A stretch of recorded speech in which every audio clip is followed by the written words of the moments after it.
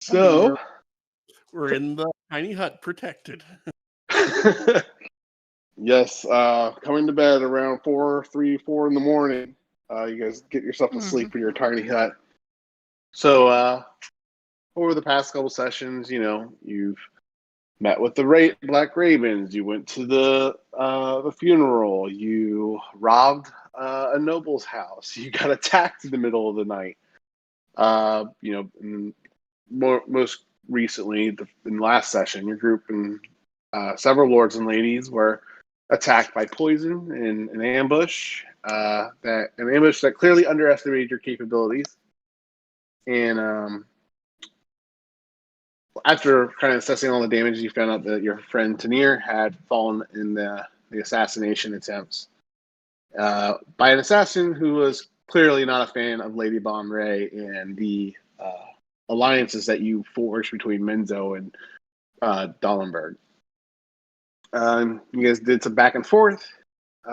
Faye quickly got underneath the assassin's skin by prying into his thoughts and feelings, even though his mind was resisting all he could. And through the interrogation, you guys discovered that the Wicked Coven had hired the Brotherhood of Blades to steal the relics away from you guys and ultimately kill those that got in the way. You also learned that the Wicked Coven has been helping them track you with the luck of a strand of red hair. He kind of alluded that he might have more knowledge of the hair, but did not have it on his person.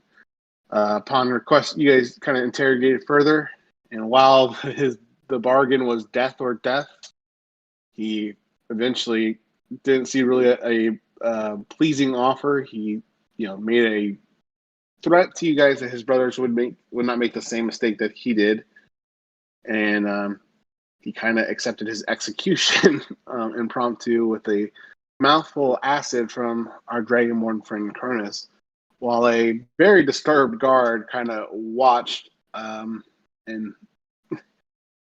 kind of stood back in shock as this happened. But you guys then retired home for the evening and under your tiny hut, and you awake the next morning, and it's hardly morning anymore. It's close to noon to get a full rest, but you guys can hear stuff through the tiny hut, right? Yes. Yeah. And there's like external light pass through stuff, so you guys, the sun is high noon by the time you guys get a full rest, and between the sun hitting some of your eyes and the commotion that's kind of going on outside, you all kind of come to. You can kind of just waking up in this shared room, you can just still tell that just something's going on. The city, just without even stepping outside, you can just feel the city is alive. You guys can look out your window briefly, and it's easy to see groups of people kind of clustering precariously throughout the streets, and outside the windows kind of talking amongst themselves. There seems to be a lot of discussion going on after the events of last night, and it's got the whole town really frazzled and worried. Contrastly to outside, though, you guys will notice that it is really quiet downstairs for first time ever in this inn that you've been staying at. And as you guys come to and get ready, you descend the stairs down to the lower part, and you will see a familiar person, a blue person sitting there in the middle of the inn, and it is Taikao. And he gestures for you guys and says, seems like it was the right thing to do, is let you guys get some rest after a long night last night. Assessing his body language, you'll see that he seems relieved to see you, but he still seems kind of uptight and agitated. What would you all like to do? Lorna is walking down the stairs very precariously and just kind of sits at the table and flops her head down, regretting what she did last night with all the drinking.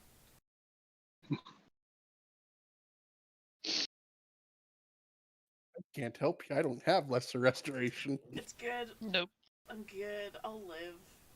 I think. you're fine. So, So what's up? I came here, to pay for multiple reasons, but one to pay my respects for the loss of Tanir. Kind of found out what happened, and that made the other news a little bit more understandable. As I saw that you guys decided to pay a visit to our only prisoner from the assassinations and decided to execute him on. While I appreciate your aid to Madeir, I was kind of taken aback, but I can understand the upset of losing someone so close, and I am coming over here to ask that you might allow me and my men to enforce the laws here, but also to see what information he shared with you, and before he was no longer with us.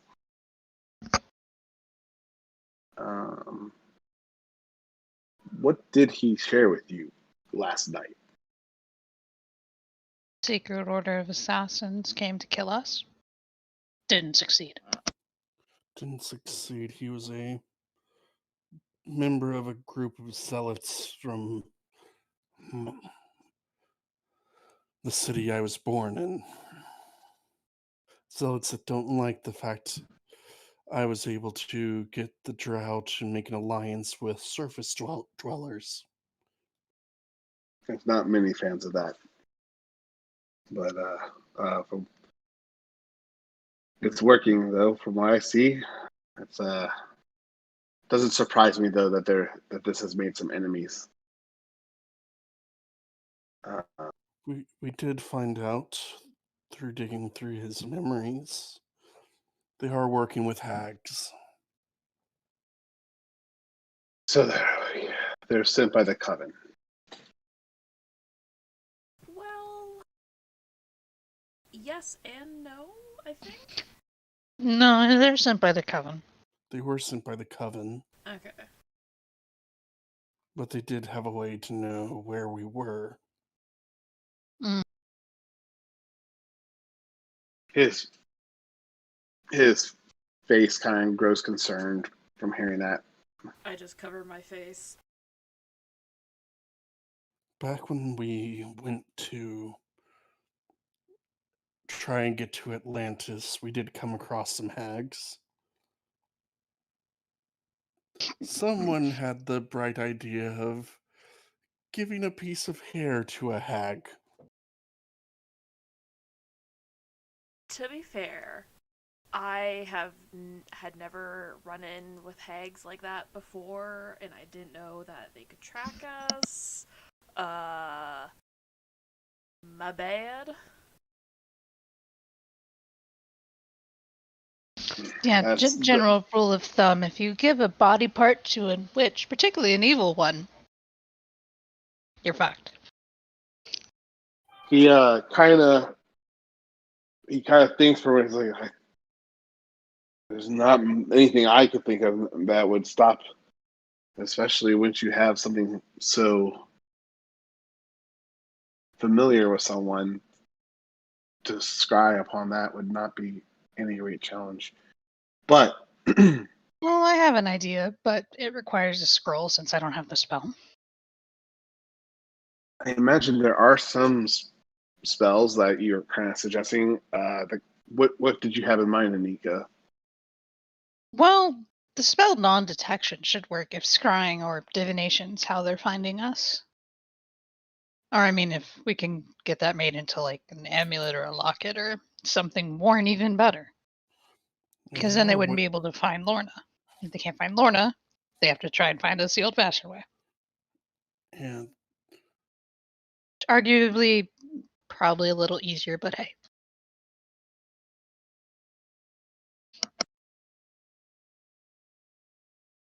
And what I didn't hear what spell you actually said. Did you say a spell that you were thinking? Non-detection. Oh yes. That It would allows work. you to hide someone that you touch from divination magic Permanently?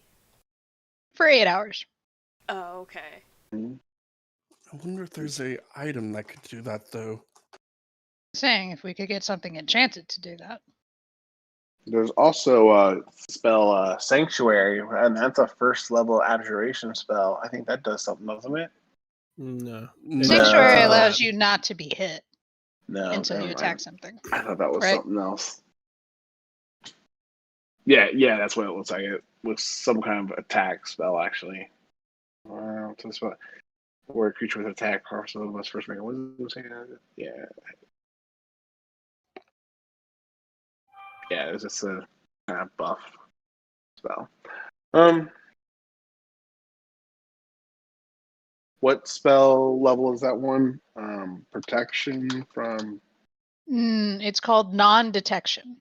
Oh, non-detection, not protection. It's 3rd level. For Bard, Ranger, Wizard, Knowledge Domain, and Oath of the Watchers.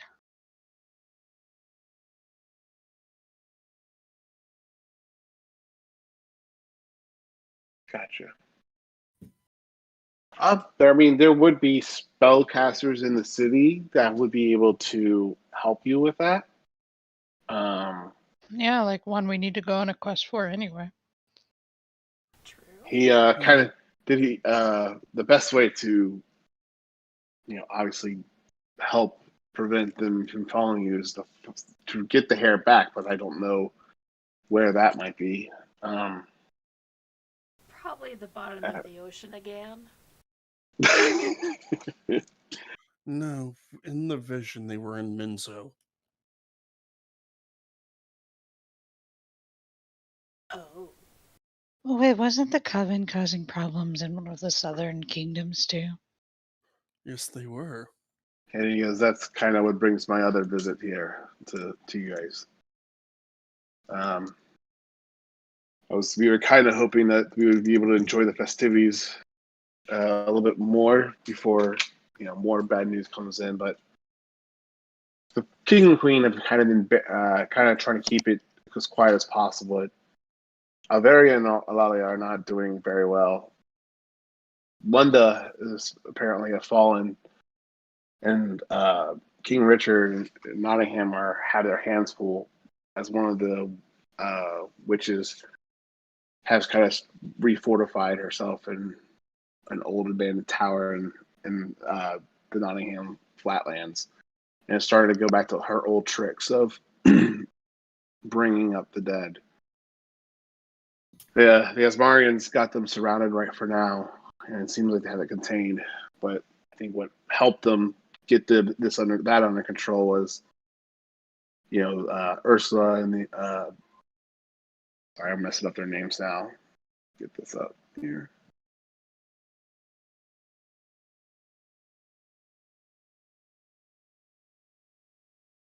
Ursula and Theodora took over the capital of Lunda.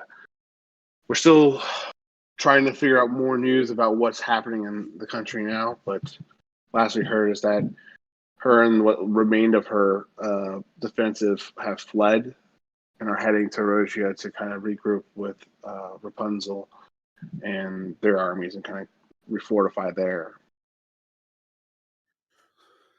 That's probably where we should head then. It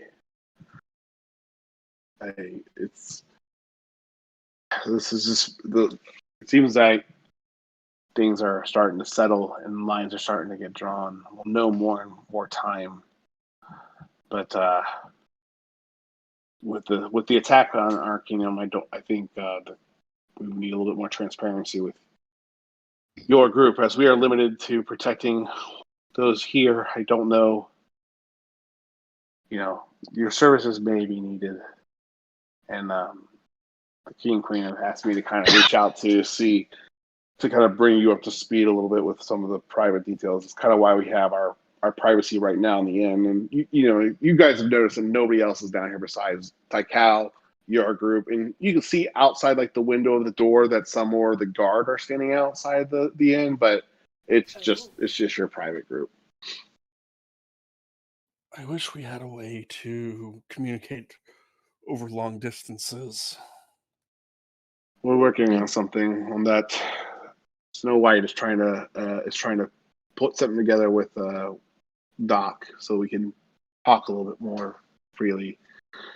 Like, I have this that I can write to my mother and she can write back, but that's slow and that depends on her seeing it and then I wait for a reply. I mean, I have 2 scrolls of sending. That's about it. have you Doesn't do guys? any good for royals I haven't met. Speaking of which, Anika, you think I should warn my mother and Minzo about hags being there? Absolutely.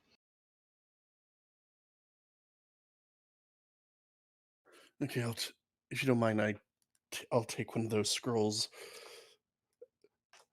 once we. Did you did the assassins tell you who their targets were?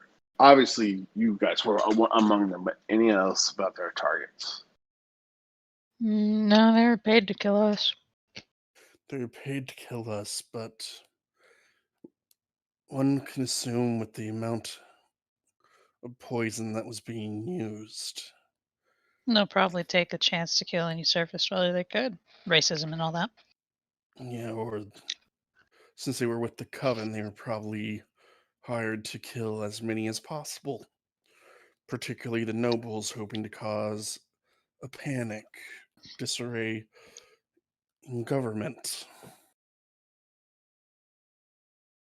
It's just a matter of convincing everyone else of that. It's And very delicate out there right now. It's very hostile. speaking of that, is Phoenix still alive? I don't recall seeing his body among some of the fallen last night. He was alive, but Good. again, it's not very. A lot of the targets besides your group were all, not all, but a lot of them were Aquan or Merfolk or Atlantean of some type.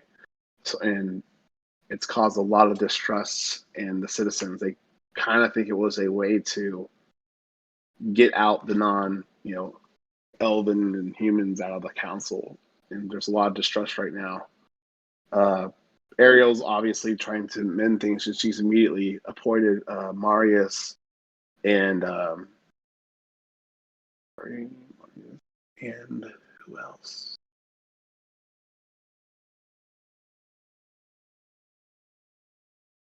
I'm sorry.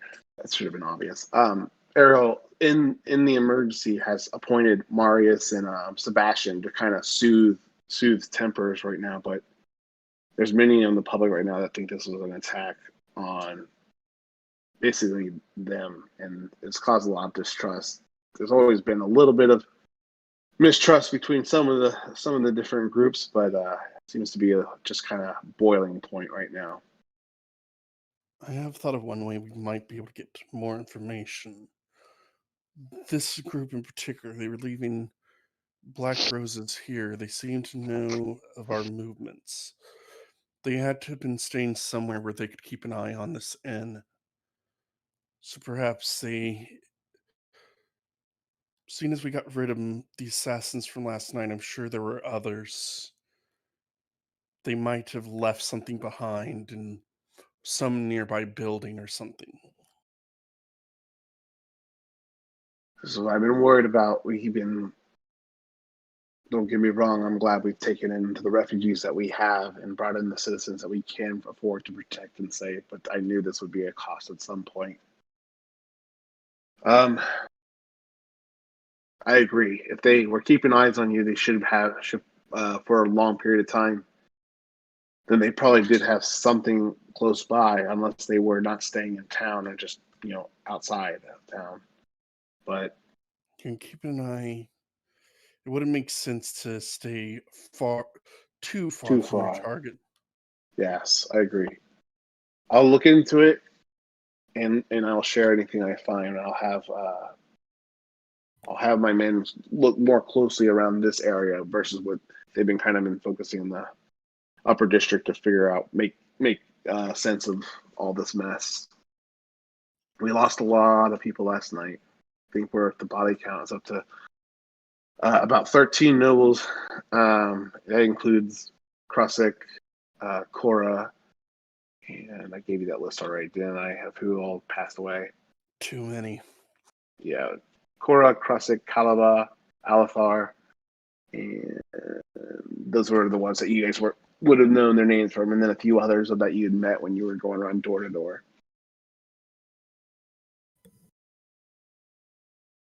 We need to prepare. I don't know. We're training train our guards more and more.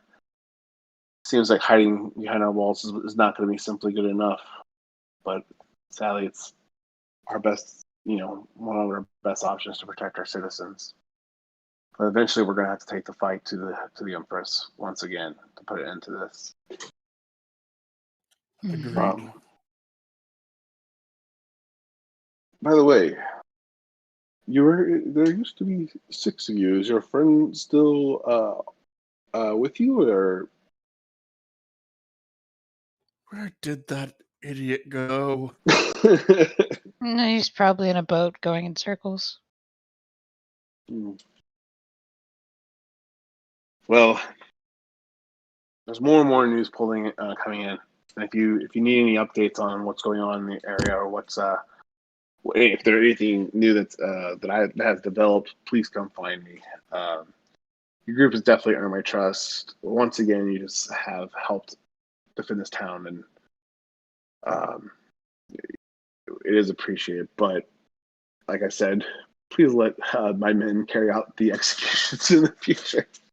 They don't get to do that many cool things like your group. They want to do. Thinking about it, we could disguise one of ourselves as him. He did mention his group would have came for him by morning. I think we're a little late on that one. Yeah, I just thought of that now. Sure, empty threats of a dying man, but possibly, especially if they're still here in town, or at least some form of them. It was quite well orchestrated. We had a few people who got injured too last night from it. Obviously, they weren't lethal. Some of the dwarves got poisoned. Some of the black and chilled. Actually, I'm heading over there now. Apparently, there was a burglary last night, and they got robbed in addition to getting poisoned. That's odd. That is odd.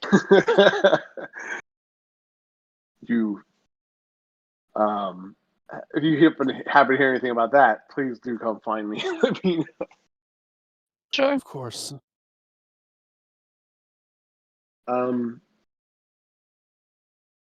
Yeah, and then he's going to stand up. He's like, "Have a good day. Again, come find me if you need anything else." And he's going to depart unless you guys would like to ask or do anything else before he walks away.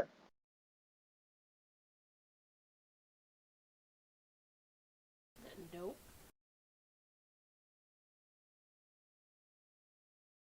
All right. So you guys have a little quiet. He steps out of the bar. It's maybe 15 minutes afterwards. You see the innkeeper kind of come in and kind of momentarily make eye contact with you, but kind of goes back to work and tries to get things going as soon as he can, get his business back in order. It's not it's a slight inconvenience look that he shares with you guys. Yeah. Inconvenience look like we're still alive? Inconvenient? No, as in like, yeah, you're holding up my business to take care of you guys. Kind of between when Tikal left and the innkeeper came in, I think Anika's just going to turn to look at Cronus and Josel. So you robbed the Blackened Shields? Why? What are you talking about? I was with y'all the entire time. Josel, it was your idea to go talk to the nobles. We spent way too dang long in the Blackened Shields, and Cronus had to use the bathroom. Come on. First off, I'm really not an idiot. First off, we've been through a lot of nobles' houses. We didn't rob them. True, but it is a coincidence that the one we went to, well, it wouldn't last, but the one we spent the most time at, where Cronus was probably alone, got robbed. Want to explain that? What he does in the bathroom is his own business. So you didn't plan this? Or have a reason for that particular family?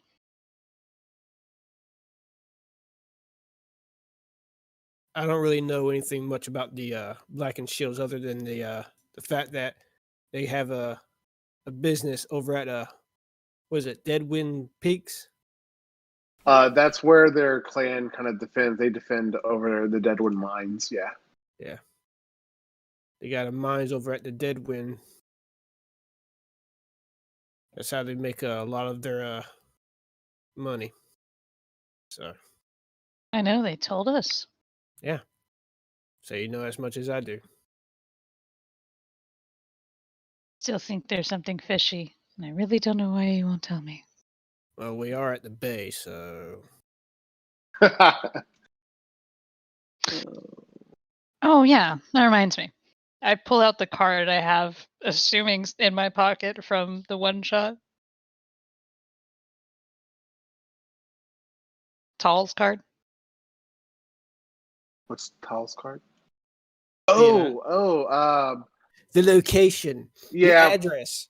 We'll do that now since the other thing hasn't happened yet. That alternate universe has a weird timeline, so yeah, let's go with it. Speaking of that, Janika, I look at Josel. Mm-mm. Not now. Not now. Okay. This is absolutely something that needs to wait. Mainly for dramatic effect. I missed it. Whatever you guys are talking about. Don't worry. Anyway, what's written on the card? Where's the tower do we need to go to? That is in the country of Erosia as well. Cool. Where's that? That's so are you guys on the world map? You are. No. Espo's map. We are on Espo's map. So Thank you.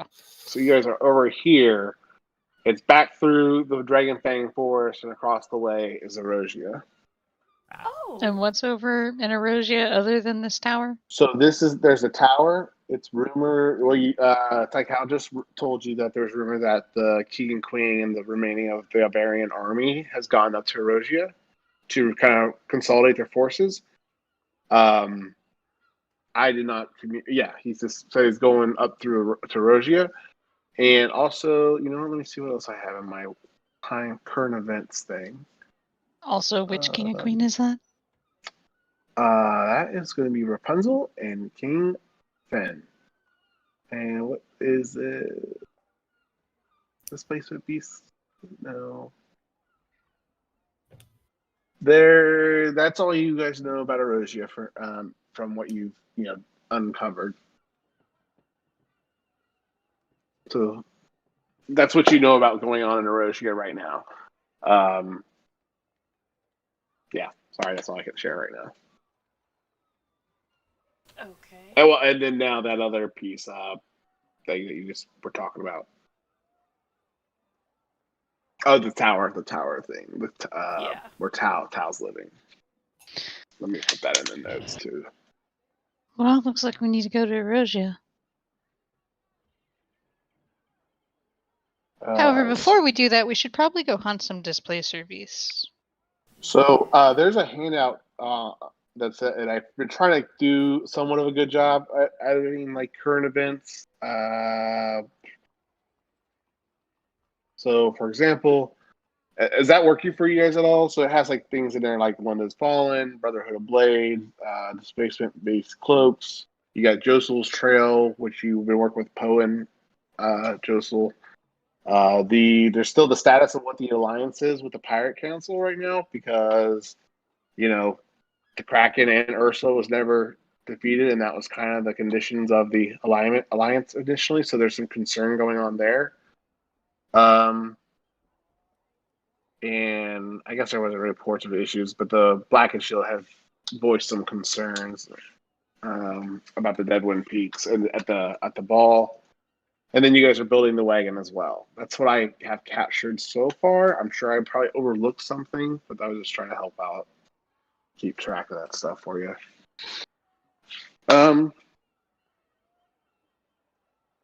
Yeah. Do you guys want to kind of mull over that a little bit? I do want to skip forward the game a little bit while you guys spend some time in Madeira, but if you guys want to, off and run, that's fine too. There is some stuff to do in Madeira just in regards to helping, establish peace and order, but it's really your guys' call what you guys like to do. They're a big country. They can take care of some of their problems. True. We should. Well, I mean, you still guys got 2 weeks here while you're building your RV. It's true. We should do the Displacer Beast. I think. We should also probably hire some help for the wagon. Just because the seas are going to freeze over in February. We also apparently need to go to the other side of the continent. We need to spend at least a week to 3 with Tall. And it's November. Or November. It's October still, technically. That's why It's almost November. We're gonna do a fast forward here, I think, a little bit. I'm pretty sure the wagon will be done by the time to go across the ice. True, but we need the wagon to get to the other side of the continent. Yeah. We can do it old-fashioned way. You mean by nailing boards into rocks? It's also when the sea freezes, it's not like a frozen strait. It's more like floating glaciers that are moving into the channels and that are basically very dangerous because they are moving around and coming in such more volume. Yeah, ice road truckers. Just with a pirate ship. Just want to make sure we're clear.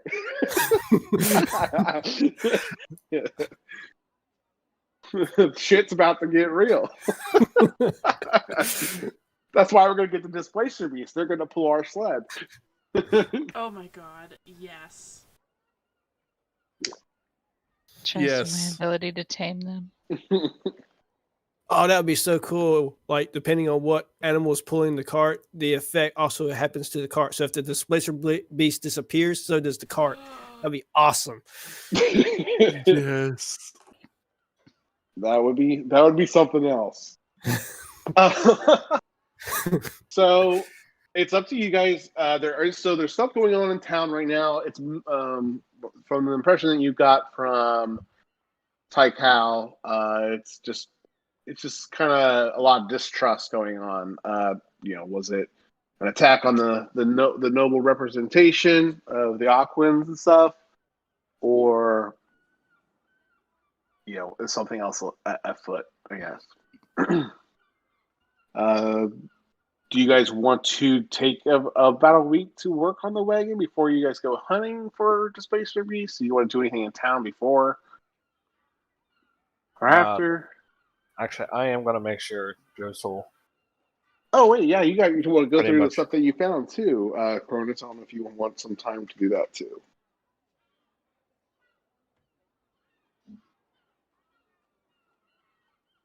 Yeah, I just don't know how to go about doing it.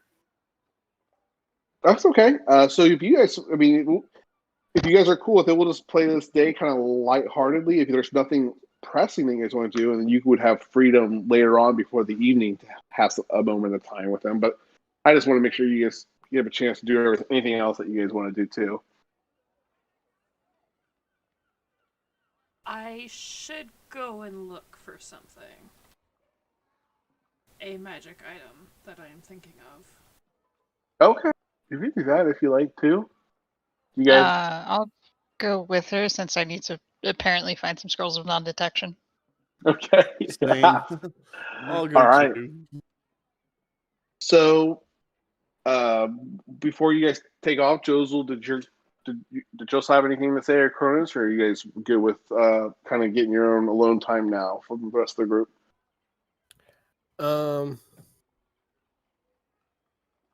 Yeah, whenever everyone goes and do their magic shopping, he'll Mhm.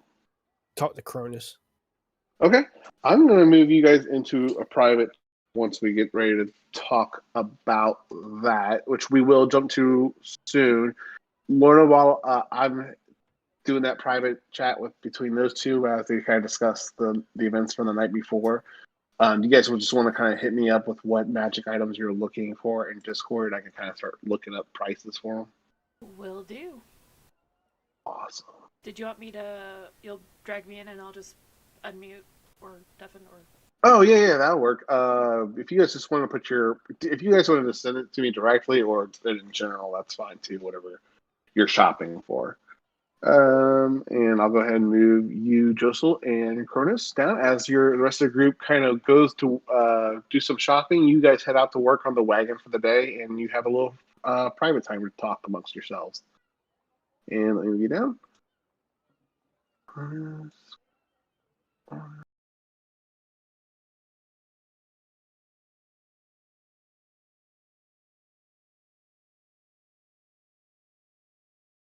right.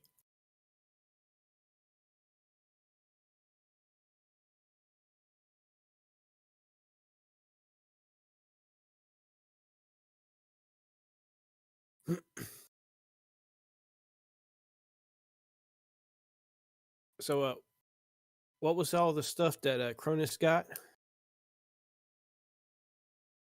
I'm gonna say I got 25 gold worth of jewelry. I took a portrait and a statue that had their family crest on it, an locked iron box, a runed jar, and a spyglass made of gold.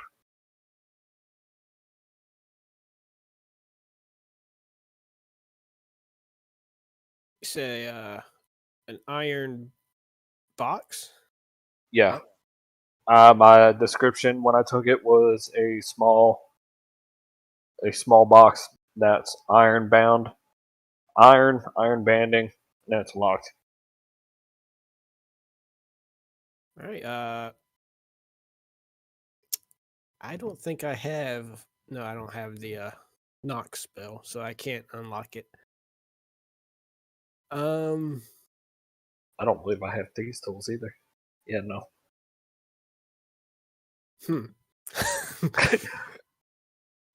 Didn't think this one through. We'll have a pirate back with us at some point. I feel like it's the spyglass because it was kind of like looking out at some houses. Did you see where it was looking at? No, really didn't get the time for that. Kinda went through their upstairs, tried to steal as much stuff as I could to make it look like a robbery, and not we were after like one individual thing. And pretty much it's just it was facing a group of houses, but I felt like the help was probably on their way up because I wanted to make sure that they saw me in my disguise.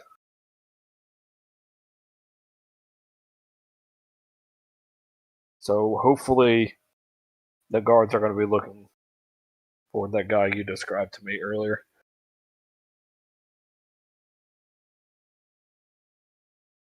The fact that they didn't arrest me right there is pretty good so far.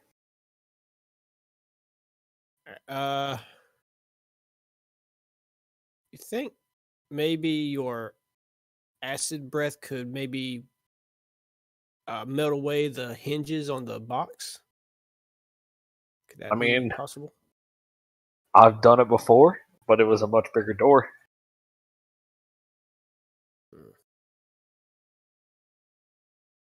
Don't want to destroy the contents that's in it.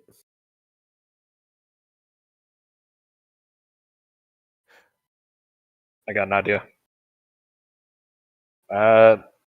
Silent, you there? You're on mute if you didn't know.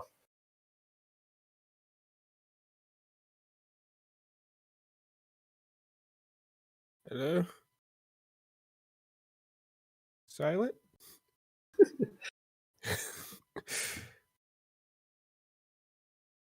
The inmates have taken over the asylum. Yo, can you guys hear me? Okay, Yep. there we go. Okay. Shoot. I don't know where we got lost. What I were you asking? haven't heard you a definitely can thing use your you acid. said since you joined.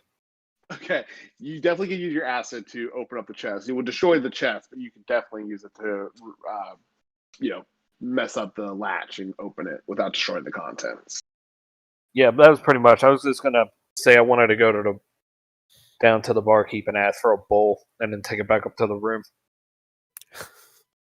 Okay, that's Oh. fair. Sure. and then kind of just Start acid spitting. breath down in the bowl, and then just dunk the hinges without does- destroying as much of the chest as I can.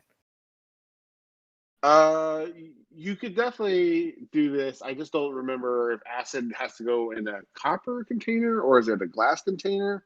So I think it's glass. That way it won't melt or affect it. So yeah, you can definitely do that. Okay. So you go, you get the bowl from the innkeeper downstairs, who looks at you very suspiciously and says, "Am I going to get this back?" Probably not. Ugh, I mean, you may get it back. I don't know if you're gonna want it though. just So keep- I'm just yeah, gonna I'll add it I'm to just your gonna give him room, like a though. silver piece and then just walk away. Okay, fair enough. And so you do so, and you go back to the room with Josel and some privacy and start to go to work on trying to get the little lockbox open. It's not much time and effort after you kind of get to work with the acid, and it quickly exposes the lock and lets you guys open it freely. Looking through the box, you see a bunch of letters, kind of all laid across, stacked on top of each other, each with the seal of Black and Shield on it. Because you guys kind of, if you guys want to open the letters, or are you guys just stopping there for? So right now you got a box of letters with Are they Black and sealed? Shield's. They're wax sealed, yeah, with the Black and Shield symbol. Why do they have sealed letters locked away? I don't know. I'm gonna open one. Sure. Actually, that's a very good point. I guess they wouldn't be technically sealed anymore, as much as it had a wax seal. It's still on there, but it's, I guess, broken. That's probably a more accurate description. That's a good point. Okay. So They resealed it before they put it away. They didn't reseal it, but it definitely has the wax with the Black and Shield symbol. That's the more important point of that discovery. So they are open letters, and if you spend some time to go through a majority of the letters, you'll see some. You'll get across the different messages home back to the family that tensions are growing in the Deadwind mines and peaks. There's some complaining about the other lords and how they're not keeping things under control. A lot of complaining about House Firehorn and how the tieflings are no good demons and they shouldn't be given any of this kind of land that used to belong to the dwarves a long time ago. And you'll hear some concerns that besides goblins and stuff in the mines, that their goblins are actually getting a little bit more aggressive, and they're starting to work with the orcs from the peaks that are kind of descending into the mines to help out with the goblins. So they're handling, from the letters you see that they're handling it, but it sounds like there are some growing tensions out in the mountain range. And yeah, that's what you guys discover from those letters. some complaints, some honest like dwarven complaining about like this used to belong to all dwarves and now it's cut up amongst the different houses. Why was these letters locked away? I mean, they are kind of talking shit about some of the other nobles. It's not necessarily something you want to let loose. And they could just destroy the letters. True. Hmm. I say when we go talk to what's his face, we start with the letters and then move to the spyglass. I mean, the rune jar may be something, but honestly, it just looks like a jewel encrusted jar. Yeah, we can do that.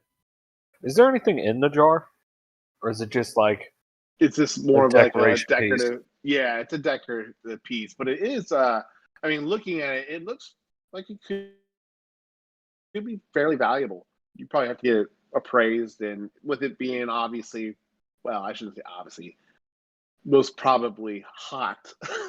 Oh yeah, if we're going to sell all these stuff, it's going to have to be away from the city. Well, or through your new friends.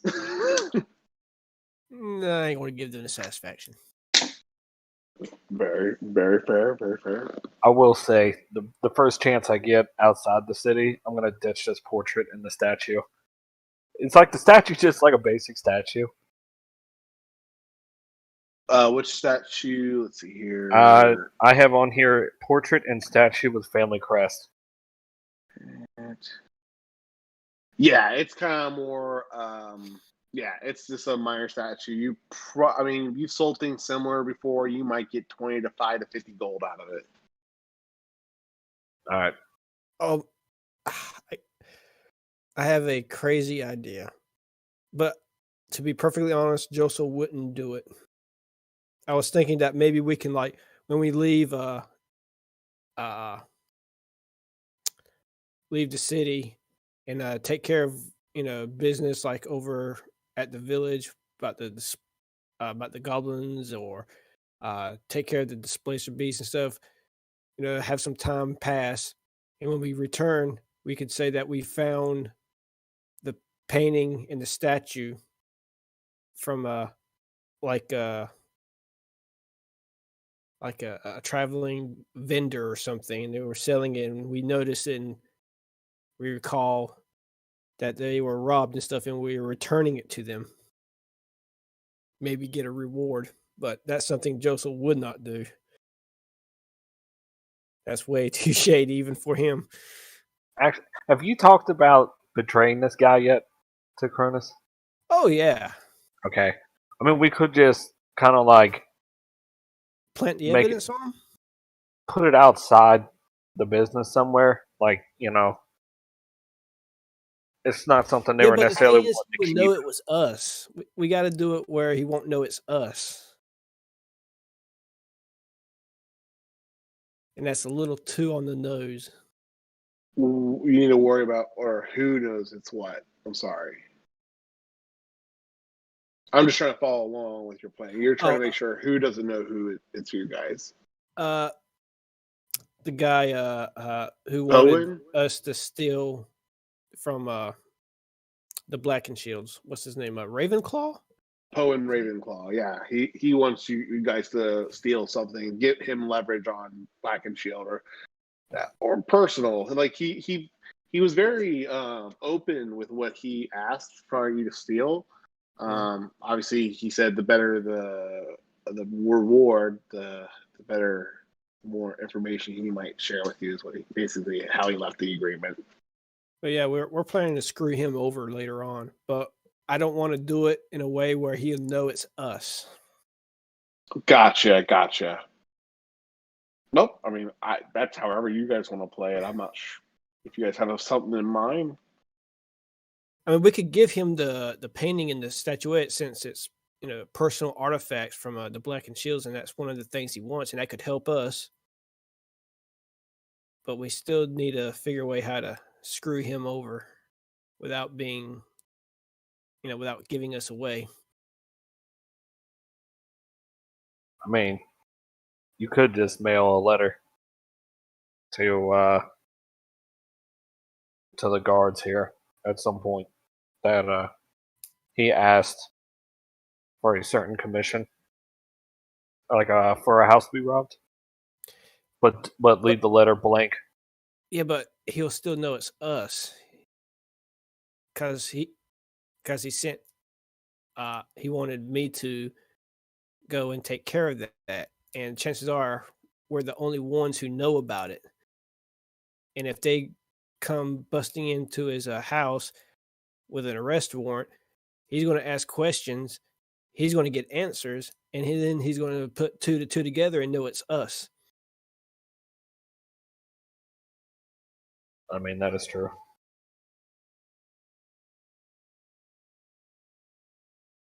I know So that's that, something. Oh, go ahead.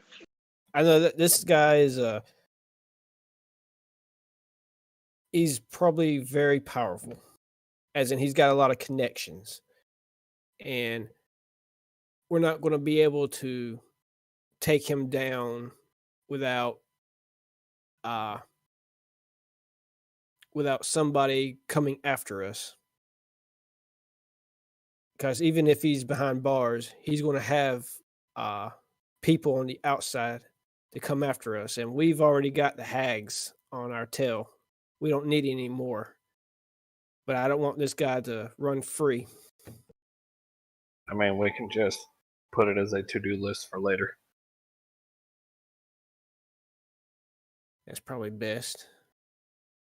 Let everything cool down some. Maybe he'll forget a little. And if an opportunity appears where we could do something that would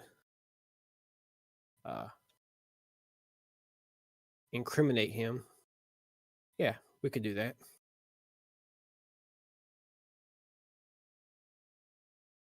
So, is there anything that you guys want to do today, or is this something you guys want to stew on a little bit, let a few days pass, and then try to reach out to this person? Or While the girls are still shopping, Joseph's gonna go to what's that guy's name? you met Ravenclaw. Poe. You met Poe in through Dolcom Iron Shield. He's the one that arranged your first meeting. Yeah. So if you want to go talk to Dolcom and let him know that you're ready to meet Poe as soon as possible, you guys could totally do that while you're shopping. If you guys want to talk, you want to role play that out, we totally can. If you guys have some specific questions. I don't have any specific questions. Do you? Nope. Okay. All right, we're just going to go over and say, hey, we're ready, and tell them to Sure. meet us at my room later on tonight, blah, blah, blah, and head off. Okay. Definitely can happen. So I'm going to go ahead and move this back to the regular channels then. That's cool. All right.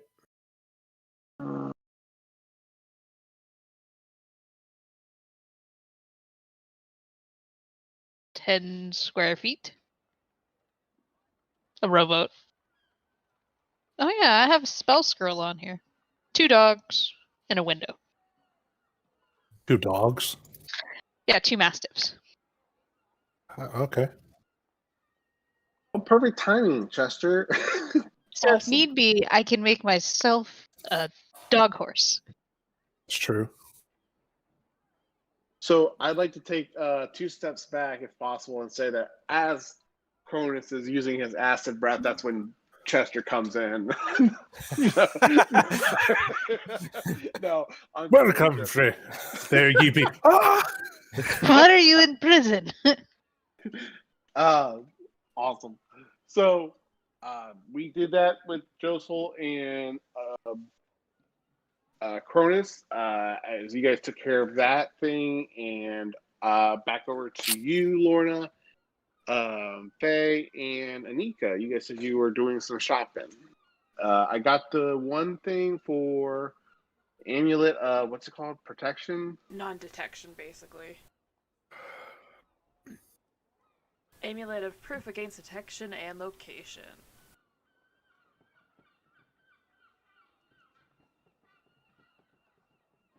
Where are you at? found something. Ah. Here.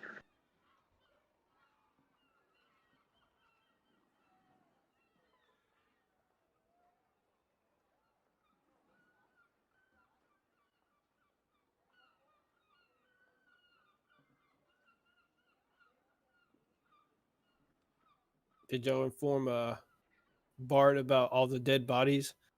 Oh god. No, we actually didn't talk about that. Yeah. None. Shit happened. No one listens to Joseph. He's paranoid, they say. Crazy, these.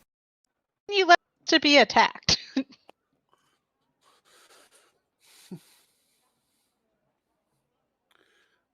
I mean, we thought we were just gonna have a good evening, and then we got attacked.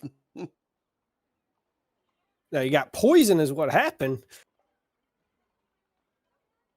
Yeah, it was attacked.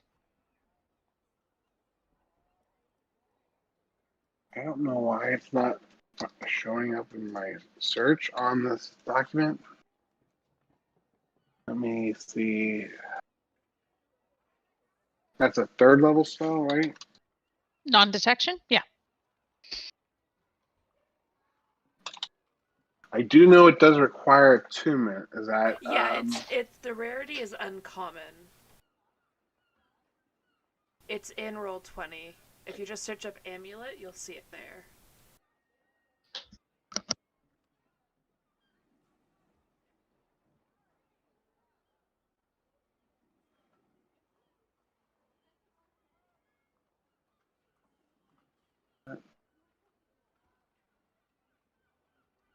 I don't even. It doesn't show up if I search roll 20. I guess it came. What book is that from? I guess. Oh, Dungeon Master's Guide. It should be in there. I don't know. Did you Oh, just that's search? proof against detection location, not.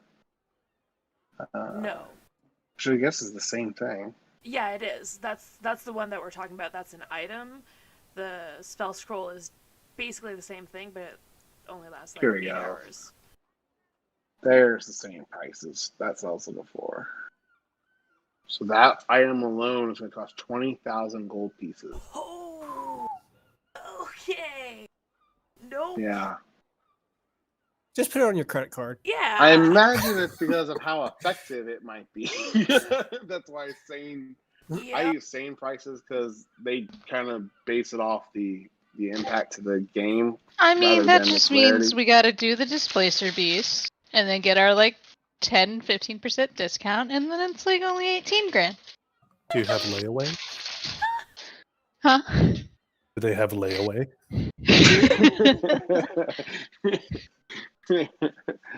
Oh, so yes, and you would be. This is gonna be from Viesta. She'll be like, "I'm sorry, that's a kind of a high quality item that when I do sell it, it covers rent for quite a while." Understandably so. That's alright then. Again, if your group helps me with this displacer beast, I'll do the best I can. But this one is a fairly expensive item. I Understandably might so. be able to go as low as 15,000 if your group's able to complete the other task for me.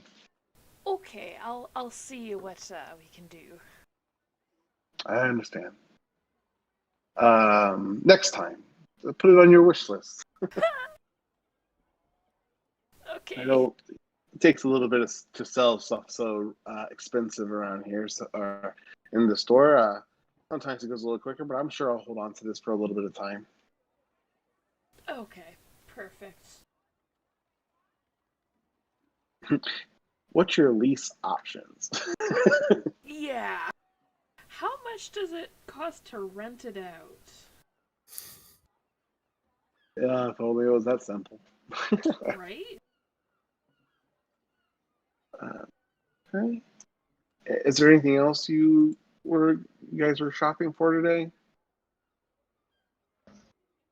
Not me. I just posted it. Oh, sorry.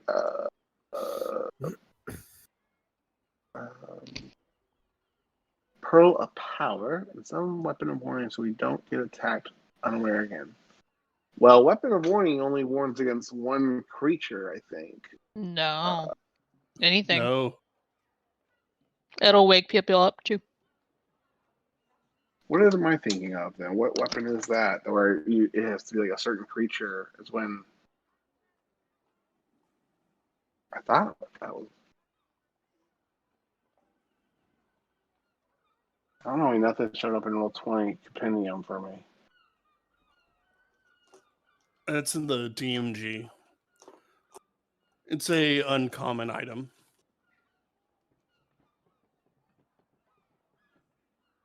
Oh, I see. Okay, yeah. So what is the one that says like that it reacts if there's a certain like creature around?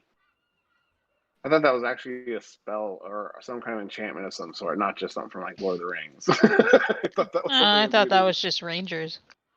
Yeah. Oh, is that what it is? Okay, maybe that's what I'm thinking of. Let's see here. The SM would be able to take care of putting a weapon of warning enchantment on it. It kind of goes up in cost depending on what kind of weapon it is being applied to not ruin the other properties. Let me see here. So if you're looking to apply it, let's see. It's a uncommon variant. Control F, save.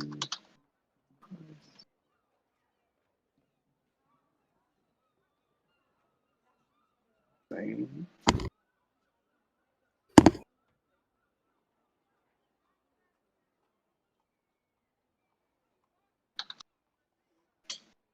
Oh, holy shit. Same prices.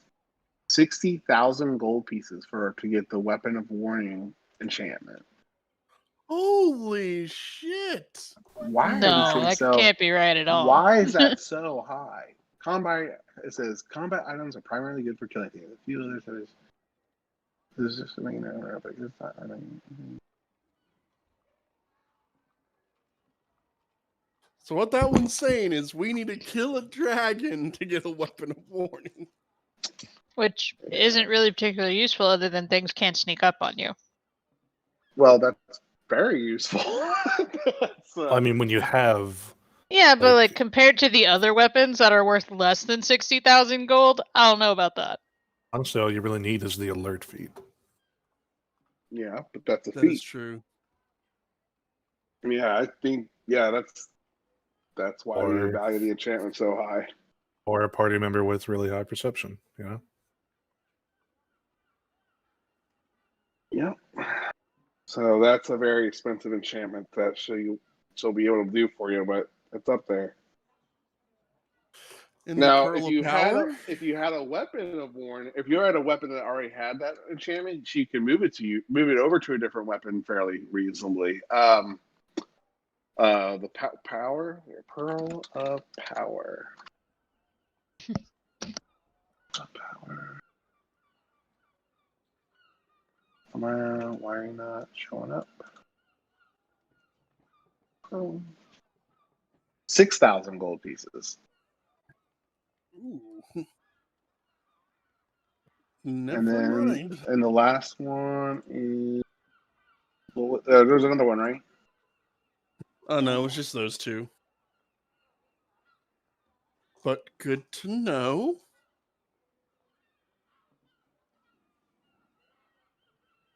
But that's good for me to know. Let me copy your messages because that tells me what kind of things you're interested in finding in the future.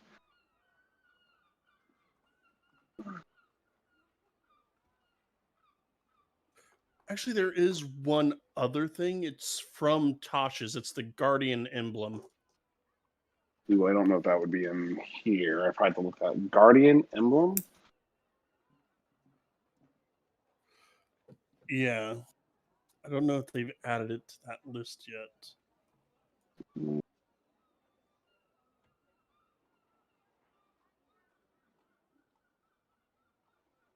Um,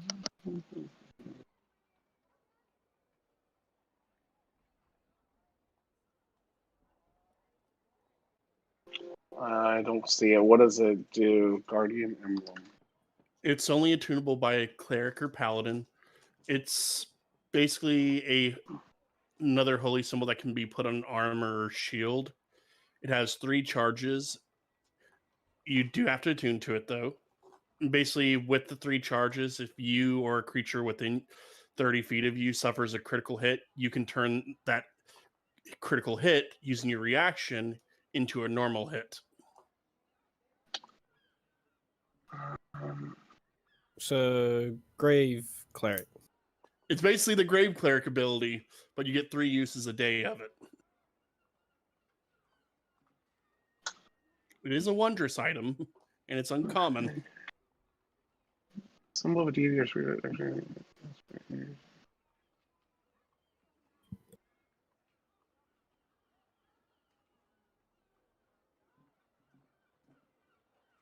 while you're wearing the armor, what? Or you can put it on or a shield. Or a shield that bears the. You have to wield the shield, though. You can't just have it on the shield. You have to be wielding it. To use reaction, except 1 charge to turn the critical hit into a normal hit instead. So you'd have to be using that shield in order to use that ability. Yeah, and you could apply it to a shield, it says. Yeah. I just want to be clear because I don't want you're like, oh, it's on my back, or if you didn't attack with a shield and someone attacks you can't like switch it out at that point. It'd have to be done ahead of time. Yeah, I would put it on my shield. But yeah, it's that would be well I hear you, but you keep saying you understand that the shield will have to be in use, in hand for that to take effect. Yep. Okay. I'm aware how it works. That'll be you can buy that as well. That'll be 2,000 gold pieces. I'll look to Lorna and Nika. What do you think that could be useful? Yeah. Maybe helps keep the old man up. I don't think he's gone down yet. At least not while I've been back. But he's been hit a lot. Technically, I think you went down last fight. Didn't he? Who, me? No, Faye, I thought. No? Or was it just very close, maybe? I don't remember now. It was close. That was a close call for a lot of people, actually, including myself. So I could definitely, get that for you, or if that's something that you're interested in, Lady Faye. But unless you wish for me to put this aside, if this is something of interest to your group, I have no problem setting this aside. And of course, if you help me with my request, I'll be happy to kind of give your group further incentives and for your aid. We could wait for us to get the Displacer Beast pelts. That way we have that discount. Yep.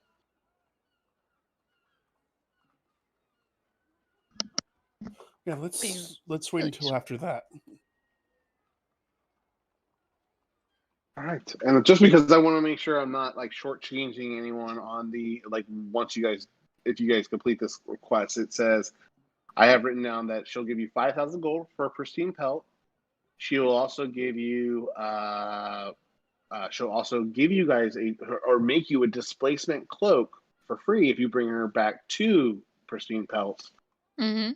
She will also give you +2 armor, or the +2 armor enchantment to you, Josel.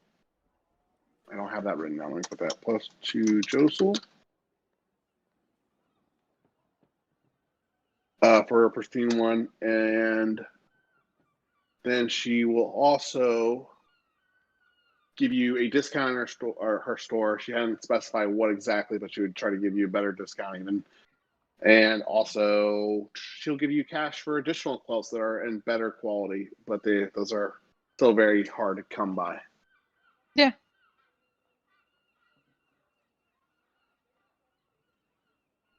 So, But there's nothing does else you she- guys would like to do, Well- or Do you have any scrolls of non-detection? Scrolls of non-detection. That's level 3, which is...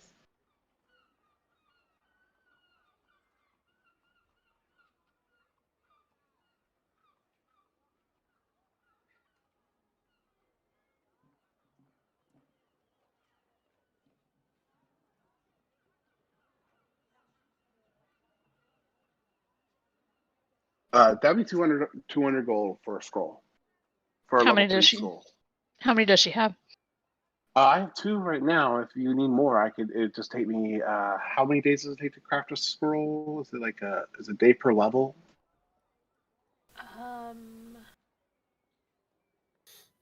10 days. Oh, hold on, no. That's creating custom spells. Be a few hours, I think. It'll take a week. Wait, Zenith's guard to everything. Optionals. That's having your character do it. So if you're paying her to do it, and this is what she specializes in. Does it give me any other guidance here? I think 2 should be good for now. We may come back for more. Yeah, I would. This is a week, but this is someone's specialty. I think a day per level of the spell is not unreasonable, though. So if that's something that you'd like her to make for you, you guys can go ahead and pay for more, and she'll get to work on creating additional scrolls for you. It would just be 3 days for every scroll that you're asking for.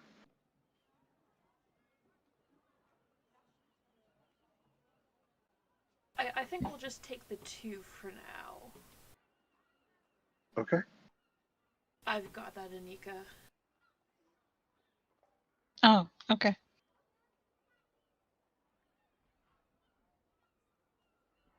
All right. So you guys, Let's see. if that's what you want to get, so you're getting just the 2 for now. So go ahead and just take out whatever 400 gold from your group loot or inventory, however you guys are handling your did gold. Inventory, and I'll Gotcha. give them back to Anika. You can probably cast them. I don't think I want to try that. No, let's not do that. I mean, I could certainly try, but it'll be bad. Yeah, I'm also not sure if that would take off the scroll as a use or not.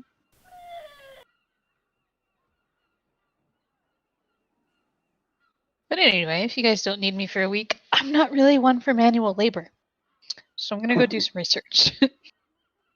Okay. What kind of research are you wanting to work on? We're not quite there to just skip to the next week because I want to invite Chester back and let him kind of say hi to you guys. Cronus and Josel have a meeting to get to before we skip a week ahead. But if you want to go ahead and think about some of the things you want to research specifically or do during the week of downtime, go ahead and kind of collect those ideas, Anika, and then we'll get to that once we're done with the other part. What about the rest of you guys? You all are done shopping and stuff then? Yeah. Okay. After you guys finish up for the evening or the day of shopping, again, you guys got up late in the afternoon because of the events of the night before. You start making your way back to the inn that you're staying at. Along the way back, you'll hear some rumblings and start seeing some of the citizens are kind of grouping up on their own. You'll notice that the dwarves and humans are kind of more gravitating to their own groups, while the merfolk and Aquan are kind of rushing back and forth kind of frantically between their daily activities and routine. Very much so getting, just from point A to point B and not stopping for idle chit chat.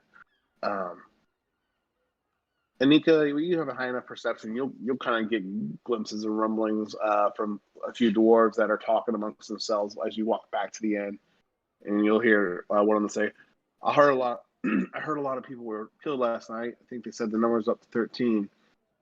It's a miracle the Queen King didn't get poisoned."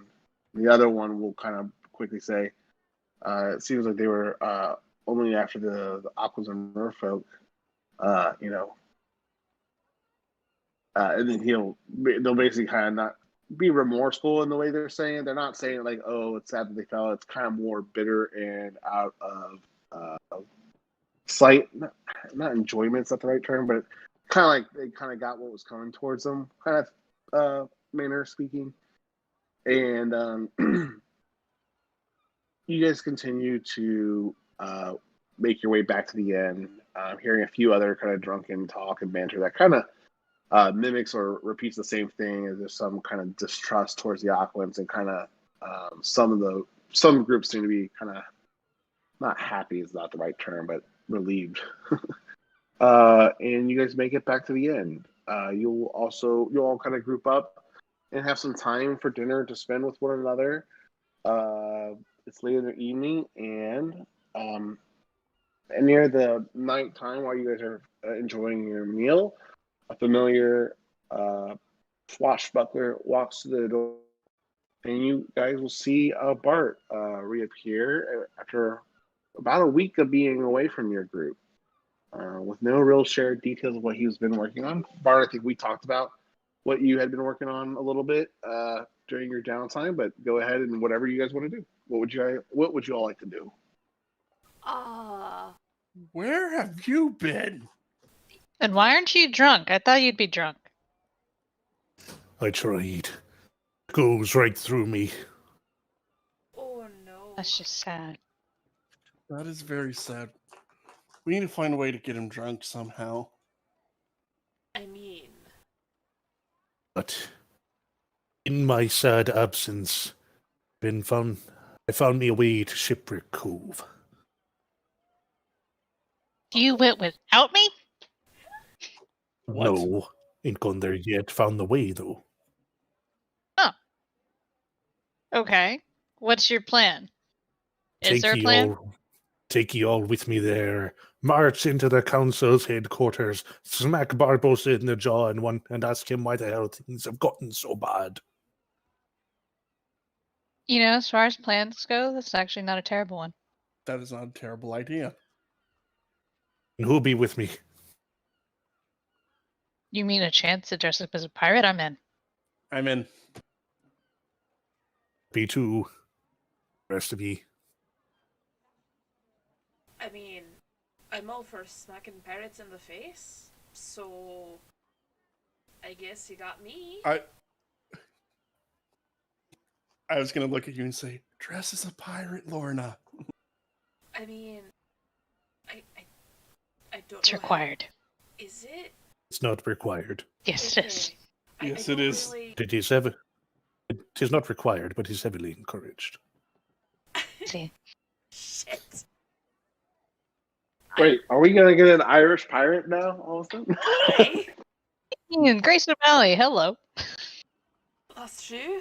I mean, I'm kind of already dressed kind of like a pirate. I really just need a hat. So Also technically Scottish. exactly. Thank you for that. So I knew not it was Grace wrong after I O'Malley. said it. And of ye, Josel and Cronus. Yeah, do you two want to join a pirate thing?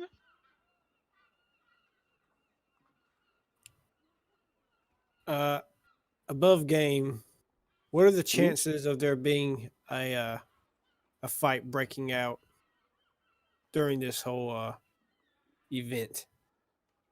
What event? You mean during storming into Shipwreck Cove and punching a pirate lord? 0. No chance. What is that? What you're specifically asking about, Josel? Like, if you Because guys were to I would sail just into have Josel Shipwreck Cove, work on the carriage, so I'm not sure if there's going to be like a good chance of a fight breaking out, and needing like everyone's help or whatever. I'm not sure. I We do mean, need to deal with the pirates anyway. you really don't know, to be quite honest. I can't give you a definitive answer. It just depends. But I don't think Bart's saying it has to be done right this second. He just went and found the way, but that is something that he wants to do soon. I mean, it's really up to you guys if you guys want to do that sooner than later. I mean, I that's probably the best way I can answer it, but I probably didn't answer your question.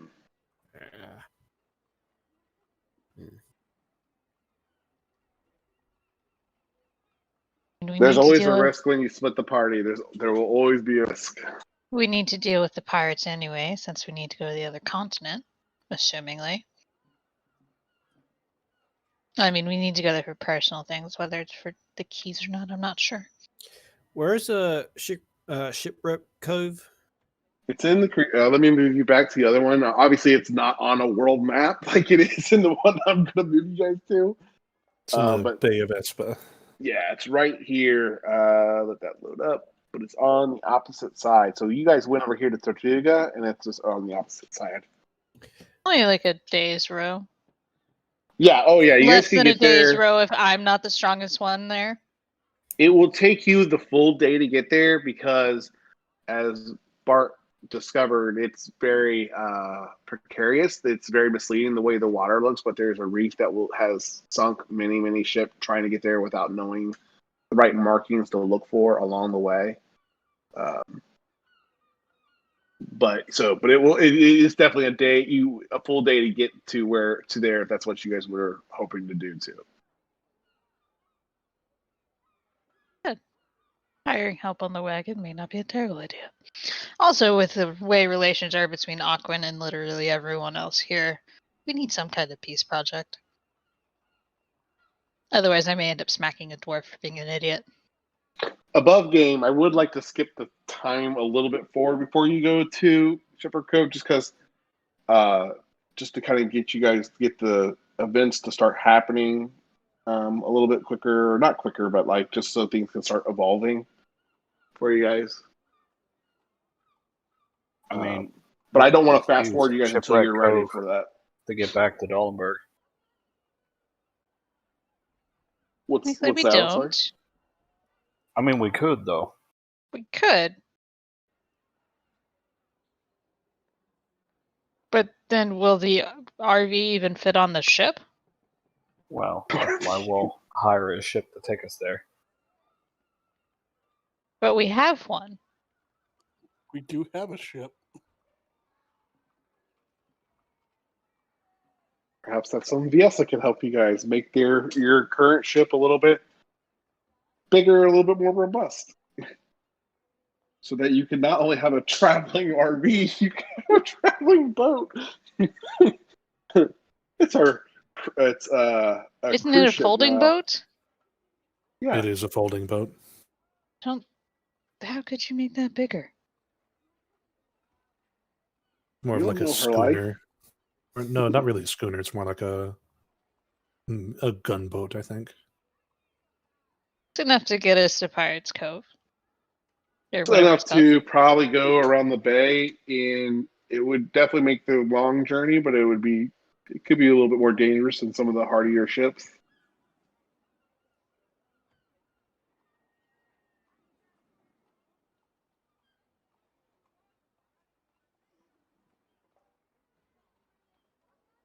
So, do you guys want to discuss anything else, or do you guys want to kind of rest, work on the wagon for a week, and then decide where you guys are going, or what would you like to do? Bart, when did you plan on decking Barbosa? But whenever it was convenient. Joseph, when is convenient? How much longer will it take to finish the wagon? It'll take probably 2 more weeks total to finish the wagon. You've already did 1 week. You are waiting on some parts from Brina that said it would take you a week, so you're just about now getting those parts. So,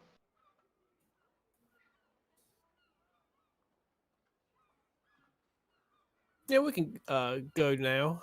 By the time we get back, the parts should be ready, and I can install them to the wagon. There's a high likelihood of us going there to deck Barbosa is going to end up in us having to deal with Blackbeard, right? Are we supposed to deal with Blackbeard? Considering Blackbeard's working for the Forgotten and is kind of a problem between trade between Espa and Thwal? No, not Thwal. Franzan and the other countries over there? Yes. Especially since we need to go over there. Eventually. So we either deal with Blackbird at some point.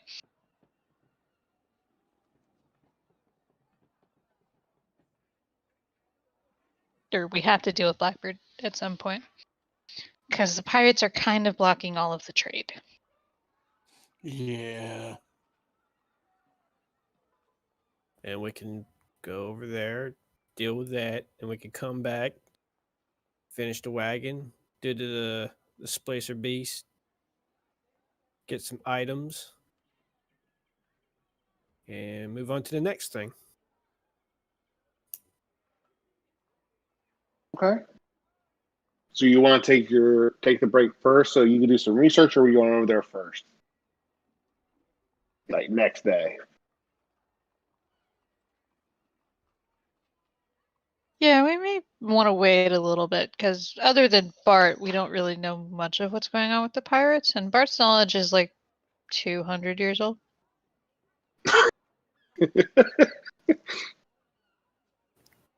Doesn't that Some make him the more- old guy, not Josel then? Old man? No, I look Josel's still young. the old man. Because I look young. Yep.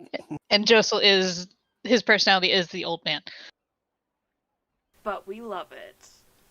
Butch, by the way, if you have the card with the address to Tal and the Erosia, you guys haven't said anything about Joe's younger self. I know. I'm waiting. Okay. Waiting for a particularly dramatic point. All right. Joseph dies. Damn it! I missed my opportunity. No, she's really waiting to figure out what the fuck you're doing. And then she's just gonna, hey, Fluffer Nutter. That is true. So- Yes. So are we going tomorrow then? I'm sorry, or are we gonna do some research for a week, figure out what's going on, or do some of your wait a library bit. research? Okay. Research into the pirates. Make sure there isn't So- suddenly a civil war in Espo because people are stupid. Okay. So I got your wish list of things to do, Anika, for the week. Josel, I know you're gonna be working on the car. I know we haven't skipped over your one thing. I know we still gotta do that, but actually, before I forget about it, let's go ahead and do that. So, is there anything else you guys want to do with Bart's return? Anything else you want to discuss before I kind of take Cronus and Joseph to a private chat again? Lorna's gonna check for mail. See if she got anything back from her family. Okay, check. You sent letters a week ago no, nothing has come back quite yet. Okay. They're all dead. I did want to use one of the sending scrolls to contact Faye's mother to tell her what happened, but right now I'm trying to word that in 25 words or less. I'm typing that out. Okay. Aoife will talk to you again, Lorna. You'll notice her when you return. She'll say, "Oh, don't worry. The mail is running a little longer. It takes some time to get things across if they make it there. But things are getting a little bit better now that ever since your friends took care of Ursula. Just keep checking in. I'm sure it'll be something will be sent back to you. And I'm trying to look for my letter. The last one here they are. The one you sent to your mum, right? Yes. Okay. All right. Nothing yet for you. So that will happen there, but as the night kind of winds down, when Bart comes back, you guys eat and drink and you enjoy yourself. And at some point, a red-haired man comes in. He kind of blends into the group, but will kind of lock eyes with you at some point in the Josel, making it obvious he wants to have a private conversation with you. Let me see him. This is what he looks like. All right. And he'll be kind of at the bar motioning, wanting you to come speak with him. All right. Joseph will approach. Sneakily, because Anika is keeping an eye on you because you're doing something weird.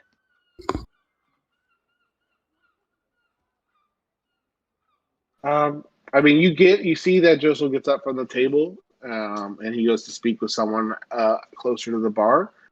The guy doesn't really get too chummy or mix too many words with you, Joseph. He Hang says, on 1 second. actually, real quick, I'm going to unplug one of my headphones because last week my thing died on me, and I want to try to keep one charged. Can you guys hear me okay still? Okay. Yes. Sorry about that. Can I sneak closer to them though, just to listen in?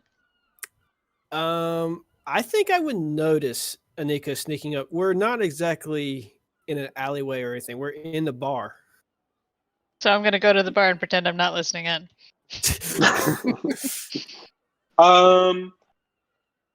You would not be able to approach the bar discreetly. He would probably catch, because of how well lit the place is, and it's not jam packed full. Things are kind of somber with the assassinations, and people are kind of rattled nerves. It's most likely Joseph will notice your approach, but you're welcome to approach the bar if you'd like.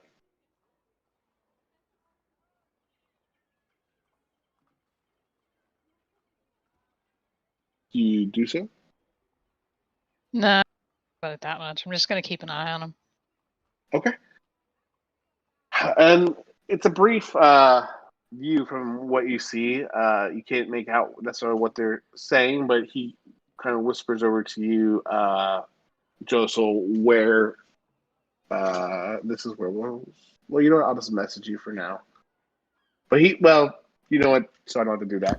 He tells you where you can find so and so, and it's where you had asked him to meet you that evening.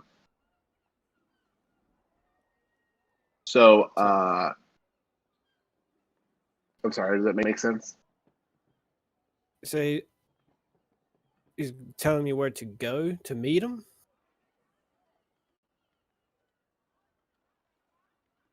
Um,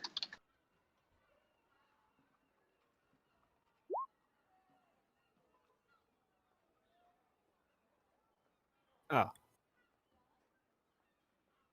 he basically says he's waiting on you.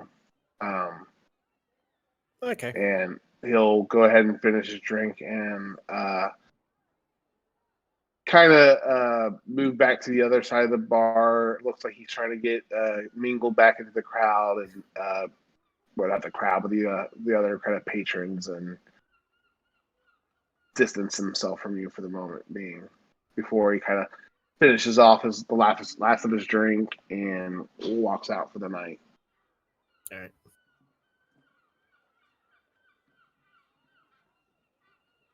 All right.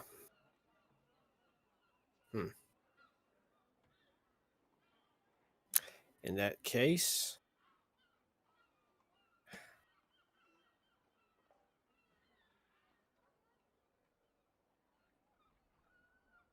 yeah. Okay. Joseph's just want to tell the party that I gotta go take care of some stuff in my room, and then he's going to head to his room. Okay. He's going to summon Ichabod and have Ichabod stand watch at the door in the hall. Okay. And let him know if anyone approaches. Okay. And Joseph goes in his room. Right. Let me do this real quick. Can I insight just to see if I think he's actually only going to his room? I mean, he's not lying. No, she's looking for the hidden meaning in there. And he's taking care of business in his room.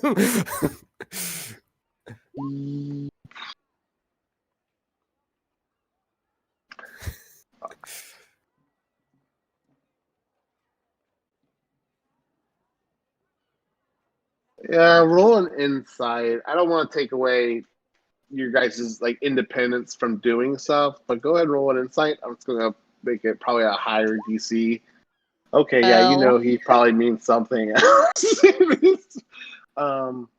You don't think that he's going well, you know what, but he goes to sleep and doesn't drink heavily like the rest of you guys.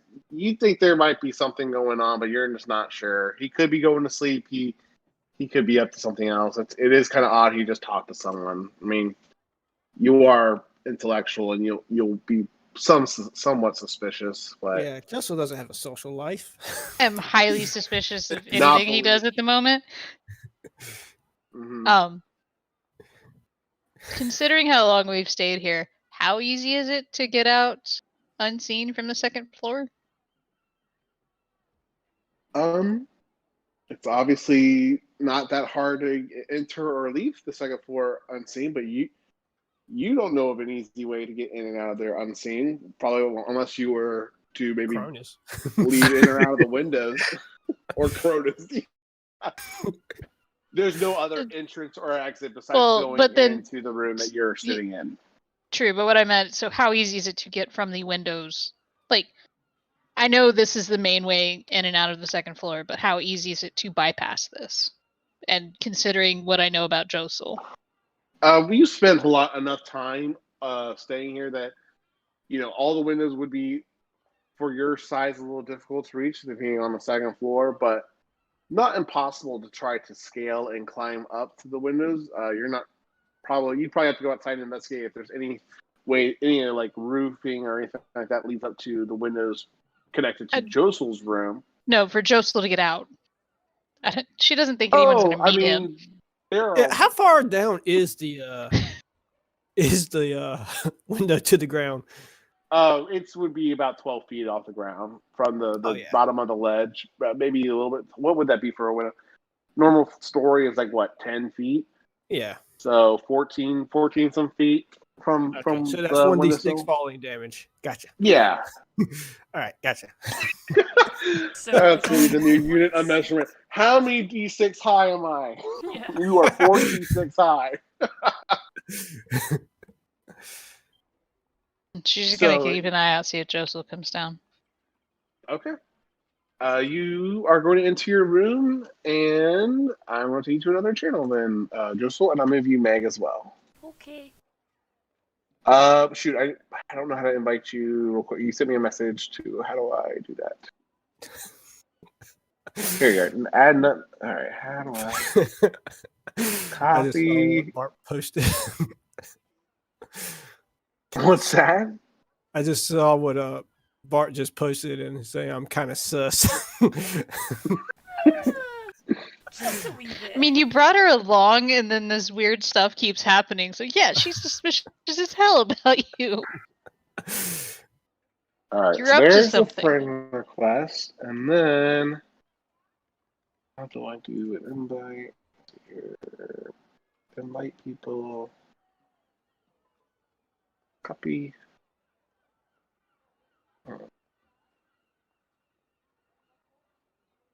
That should let you join. Thank you. And then also I will do welcome polls player. Thank you. Yeah, so just There you always take my main account when you're doing secret shit.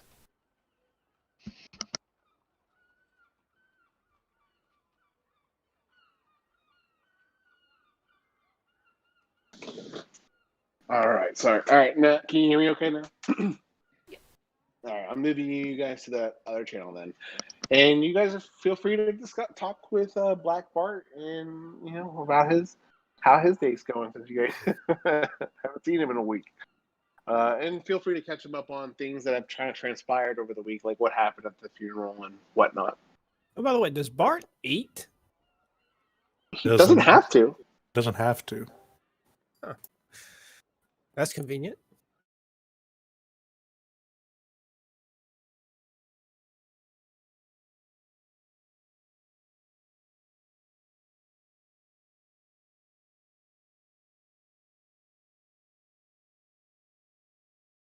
So weird moving myself. Hold on, wait, am I in the right chat channel now? Because I'm using my phone to do the voice chat, so it's throwing me off.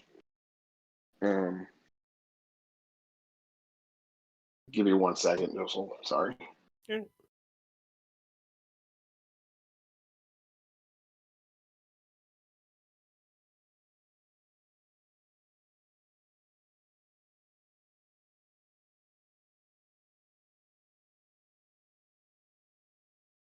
Mr. Modal,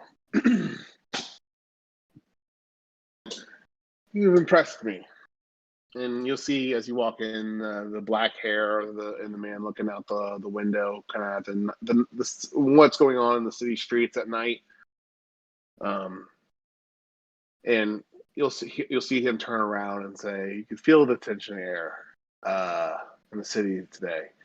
And what would you like to do?" I got some stuff that you wanted. You've He's done going to- way more than I ever could have asked for, Mr. Modal. He'll hand him the letters, the painting, the statuette. I think that's everything, actually. Yeah, everything else we're gonna. Oh wait, also the spyglass. That's right. Yeah. Are you handing them one at a time, or are they all like all in a satchel or something? Yeah, one at a time. Okay. He will take the items from you as you hand them over, or, well, you know what? No, he'll be like, would he take them directly from you? Yeah, I guess he doesn't have anyone else in the room with him, so he will take the the items as you hand them over if you are handing them directly to him. But his eyes don't seem to last too long on the objects that you're handing him. It seems like more of his attention is just keeping a watchful eye on you. Mm-hmm. He doesn't seem as that invested into the things that you're giving him. He's like, "So you, be honest with me, Mr. Merle. Did you steal these yourself?" Doesn't matter. I guess it doesn't. As long as you're efficient and you got the job done, I'm honestly just surprised that you did the job after all. I was kind of expecting it to be something that you might would not follow through on. I really need that information. And earned it, you have. If not by these gifts, this items alone, I'm sure there's something good. And he kind of reaches back over to the stack of letters. Obviously, so reading someone's personal mail is always the best way to kind of know what's going on in their lives. These, I imagine, were kept somewhere that they didn't want other eyes to see. But more importantly, I owe you a debt of gratitude for your dealings with the Brotherhood here in Madeira. This Brotherhood has been a thorn in my side for some time, and since the war broke out, they've been even more of a problem for us to deal with here. We're still looking for where they could be hiding out, but it doesn't seem like they stay any one place for too long. But I think we're getting close to tracking down their hideout here in Madeira. There's rumors that they're using some abandoned parts of town, but we're looking into it right now. But since you guys dealt with quite a few of them, we're kind of hoping that they're no longer here, or at least they won't be as big of a problem anymore as they were before. It was the same group that attacked you last night as the ones that actually helped that your targets or your contacts dealt with to get out of Madeira. And another reason I don't mind backstabbing the Brotherhood.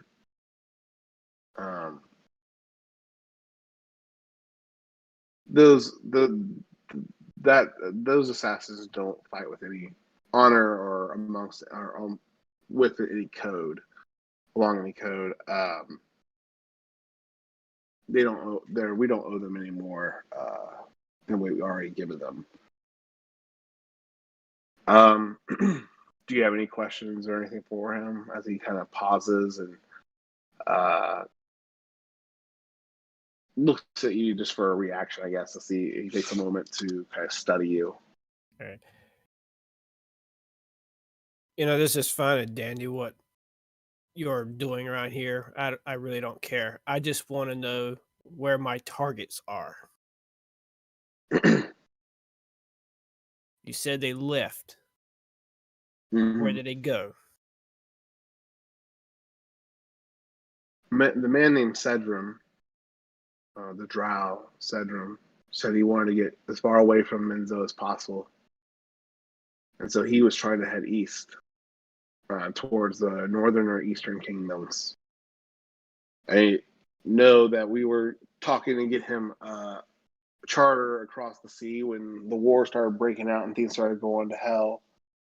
But according to the brother, or to my contacts, that the Brotherhood was able to get him onto a ship and over to Galos before everything started going to hell and the blockade was going. The drow was not traveling alone. He was traveling alongside of a shaved head man and a woman with brown hair, is what my contacts have told me. I'm not sure their names, but he was not traveling alone. That's fine. I'm looking for them as well.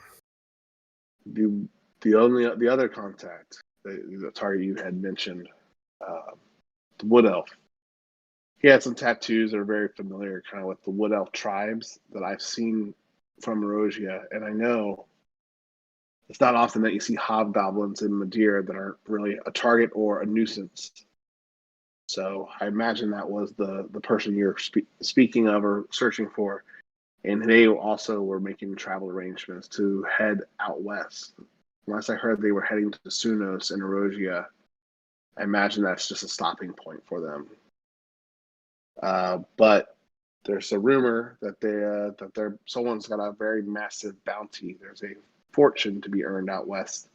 Someone's apparently offering a 5,000 platinum bounty on something that they're seeking, and that's kind of seemed to gain their fancy. All right. What you said? Which ones went to Erosia? The hobgoblin and Yes, the hobgoblin and the wood elf went to Erosia. Headed to Erosia. They were heading to specifically Sunos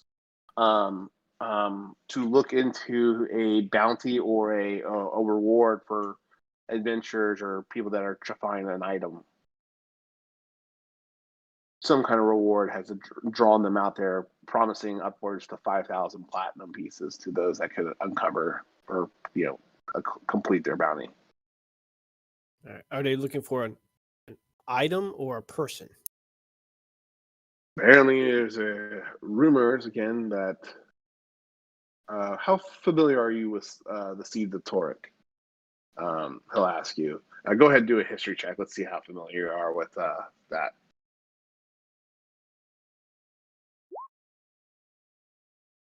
Okay. You will know that you'll remember a little bit about it. So you know the seed of Toric is kind of like a fable, an old legend. It was kind of back in the days when the world was still kind of tethered to and had a relationship with the sky giants and the cloud giants and I'm sorry, not the sky giants, the cloud giants. And there's said to be a few of these seeds that fell from the cloud giant cities up in the clouds that fell to Earth, and if broken apart and planted, they will allow you to reach the cloud cities again.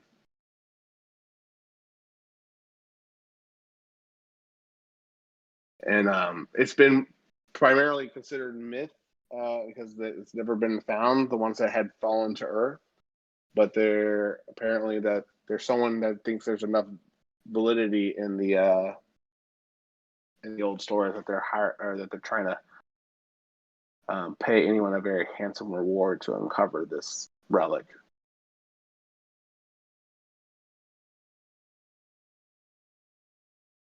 Does that answer your question?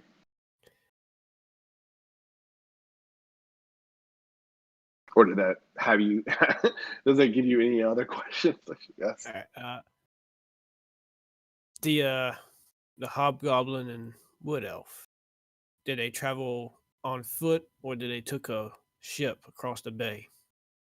They took the quickest way across is the bay. I imagine they want to stay far away from Deadwind Peaks. Although I guess going through the forts would cause some difficulty, but they took a ship through the Bay of Espa back to the inner rivers and took that as far west as they could make it, I imagine. It's only once you get past, once you start getting to the, what are they called here on the map? Sorry, I'm not as familiar with that area. Once you get to the Scorched Lands, it becomes a little bit difficult to get across by boat. But it can still be done.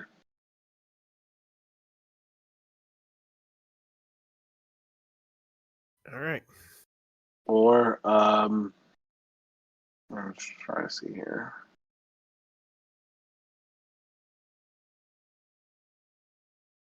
No, there's not really a way to get there from that way, from this, what it looks like. And there are some inner rivers that connect. That's why I just didn't draw them on the map. And that's why I got to look at my original map now and see where those rivers were and fix that on the map. But yeah, you should be able to get at least to the Bay of Tears over to the on the left side. So you should be able to get there to the inner rivers. But from there, it's not too far from to Sunos. All right. This has been very helpful. You've been very helpful. Can I call upon you and your friends' aid again in the future, Joseph? If something were to, I don't know, arise during your stay here in Madeira? No. Would you be interested in making any more, or making, or I guess making a little money with your group skills? No. Change your mind. You know how to find me and reach me. All right. I think I've upheld my end of the bargain. And he's going to, or is there anything else that you'd like to do? No, that's it. Okay. He's going to walk away, and as he kind of moves out of the way where he was standing, you'll see on the end table in the corner that he was kind of standing in front of, you'll see a small little purse that obviously holds some gold coins in it.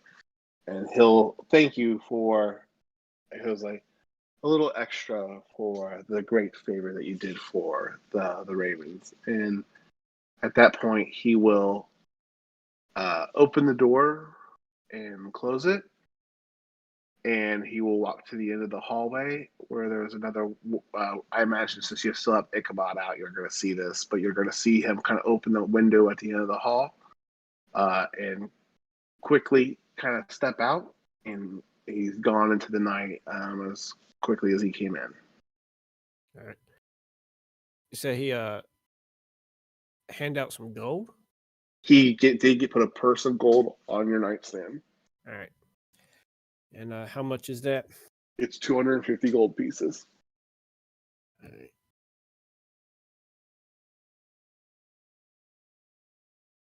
All right. Did you want to return to the group for the night or retire for the evening? Did you want to talk to Cronus or anything? No, he's going to retire. Okay. Are you cool with?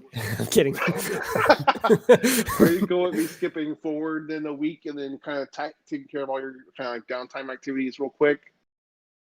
Or did you want to do something with that information sooner than later? We can fast forward.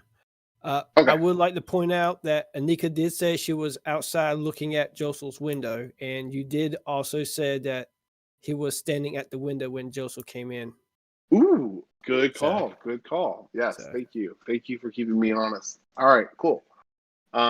Anything else? That's it. All right. Let me do this then.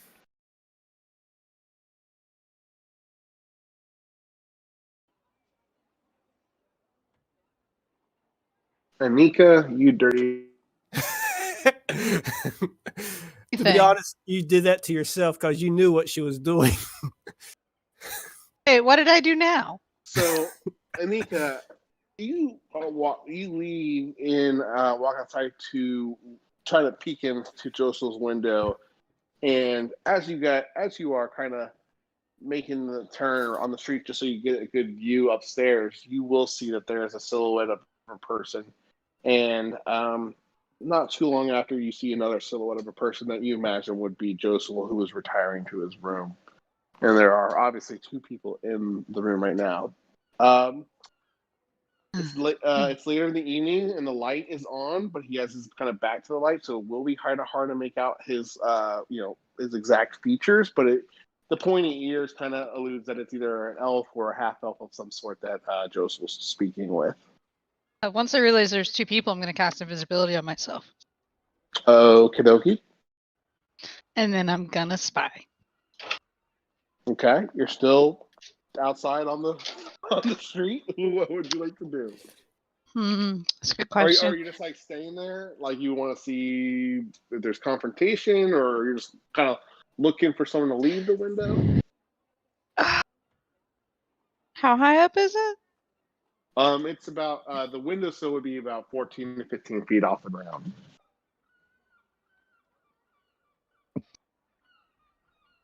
Assuming not that easy to climb the outside of the building. Not for someone of your stature without some good athletics and acrobatic rolls, probably. I mean, I could try, but she's not You going absolutely could try. to. No, I'm just gonna watch Okay. and listen real hard to see if I can hear anything. Yeah, you're probably not going to be able to see any or hear anything from where you're at. It's just a little too far away, and but you do see some calm discussion, or I guess you hear some calm muffles of voices coming from the room, but not exactly what they're saying.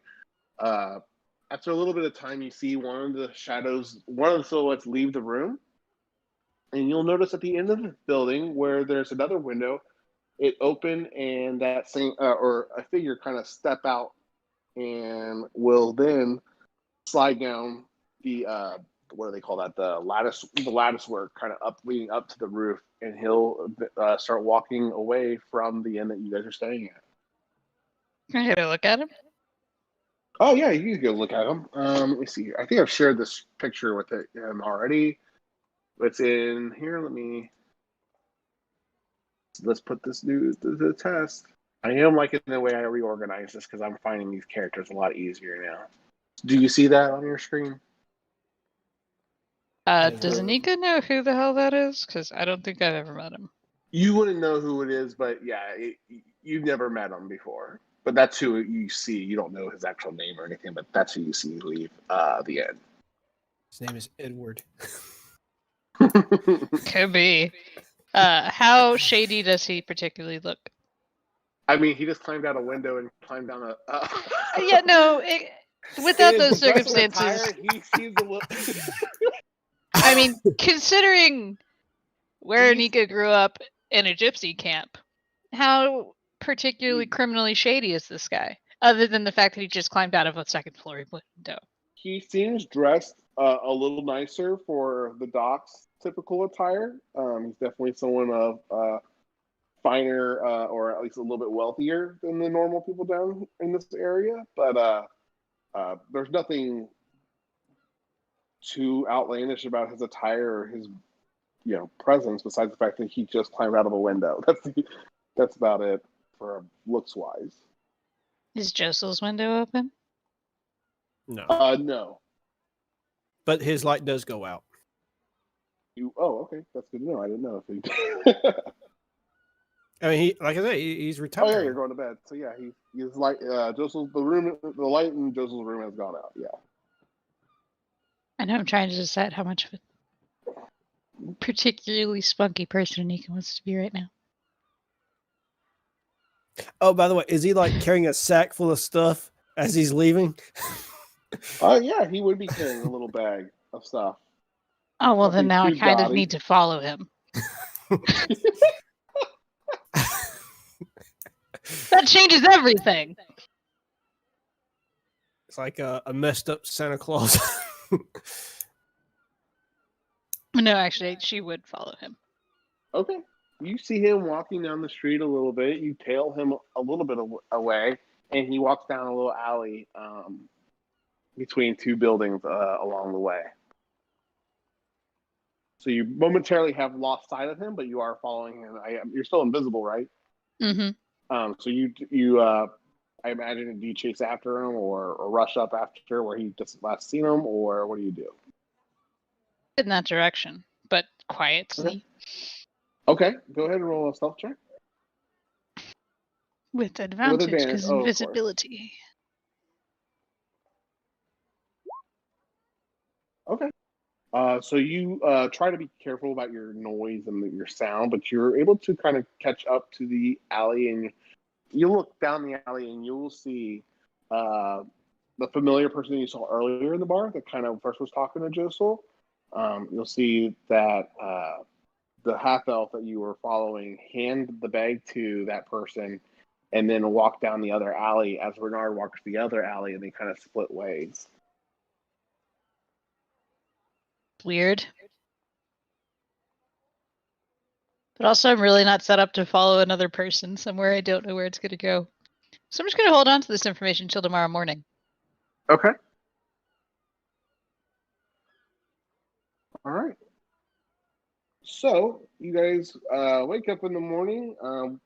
Well, let's wake up in the morning, I guess, and resolve that because you have some questions. It sounds like Anika, and then we'll do the skip forward if that's okay with everyone. Joseph will already be up working on the wagon. Yep. And early morning Anika, routine. instead of actually going to eat first like she normally does, is going to go out to the wagon for like the second time she's ever been out here. Okay. So does anyone else want to do anything tonight before we go to tomorrow morning at the wagon and then we skip forward? I mean, I'm going to be going to the wagon. But also, would I have noticed that Anika had left? Mm,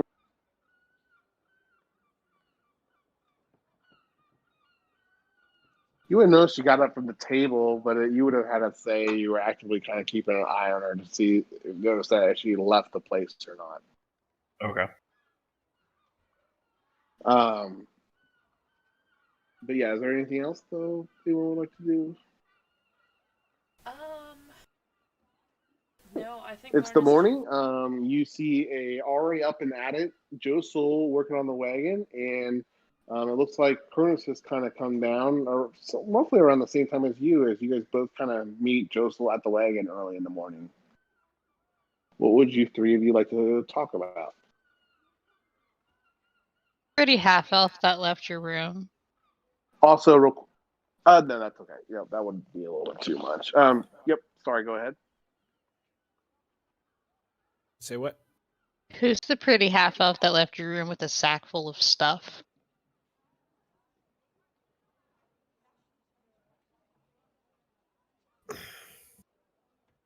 Don't worry about it.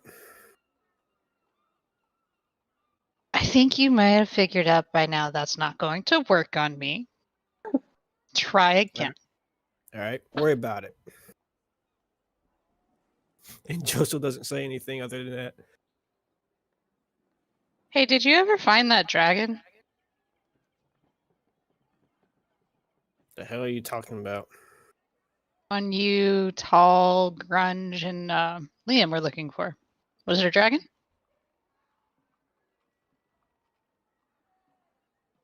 We hadn't encountered a dragon. But you thought it was going to be one. At least that's what blonde version of you said, who's super excited. Fluffernutter, by the way. What? Fluffernutter. You were cuter as a kid. Now do you want to tell me what's going on? The hell? What's a fluffernutter? Fun word. I don't know about no dragon. I mean, there was a couple of times we heard rumors of dragons attacking villages, but it turns out it's just, usually it's bandits or cultists trying to pretend that there's a dragon attack and things like that. I mean, but yeah, there was no real dragon. And the arcane blades had to go check it out, of course, right? That's what we did. And now you consort with shady men who have really no business being in this part of the dock. Give them something, probably stolen goods. And then they go meet with that ginger dude. All right. Joseph stops hammering. First, what makes you think I even handed him anything? He could have came in with that stuff. Secondly, I don't really know if you're talking about, I don't know, a prostitute maybe? I don't know. I don't really They didn't that really sort of seem the thing. types. Yeah, it's a little, I'm not into that sort of stuff anymore. But yeah. Stuff, the prostitutes or the males? You always kind of struck me as not that type either. I was into the ladies. Yeah, that's what you struck me as. But anyway. So were you robbed? Did someone try to attack you in the middle of the night? Or does this have to do with some clandestine meeting that you're trying to keep from everyone except for Cronus and possibly Bart? If I'm going to get attacked in the middle of the night and robbed again, I deserve to be killed. I disagree, but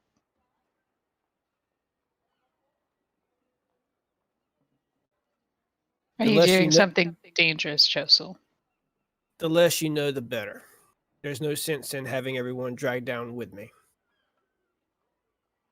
That is absolutely false on all accounts.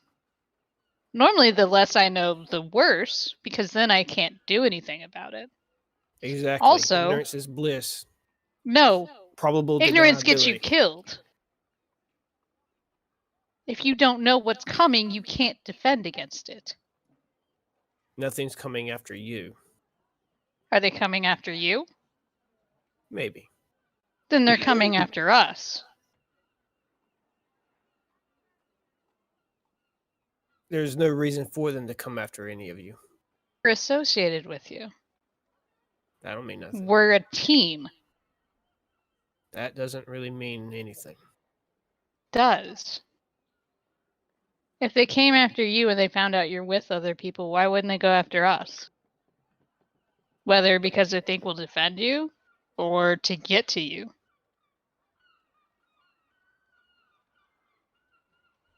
You don't have to go with this alone anymore, Josel.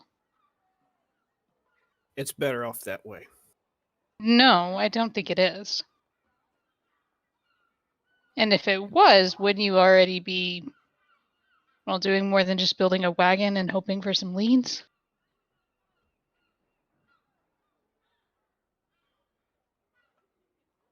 I've been doing this for a very long time. I've learned from my mistakes. Trust me, it's better to keep it just me. No. I trust you, but no.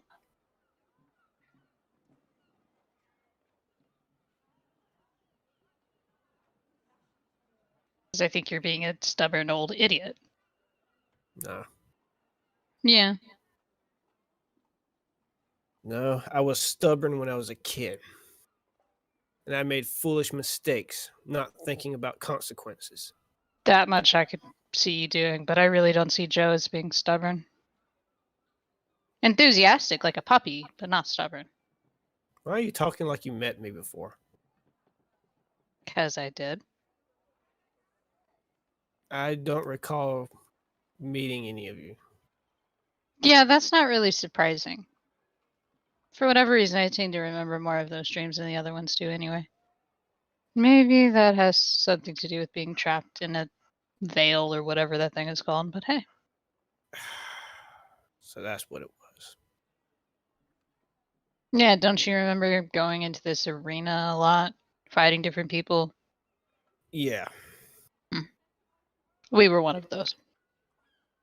Although actually, well, no, you're on a team with the dwarf that we haven't met yet.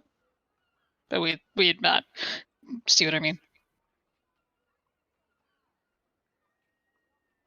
There's been several dwarves.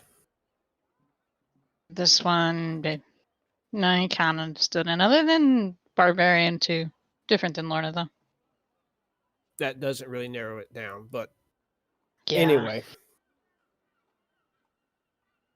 All I'm saying is, I'm not dropping it. I'm going to try and keep a lookout for you. Because yes, you are older. You might be wiser. But I think you're a moron in this instance. No. I'm just thinking about the people that are surrounding me. As in, you're trying to protect us? He goes back hammering. Because if you are cute, sweet, very misinformed.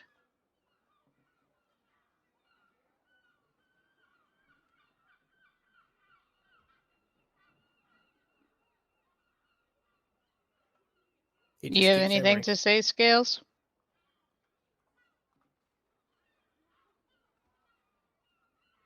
Sometimes not knowing all the details can actually be helpful. That has never been true in my experience, ever.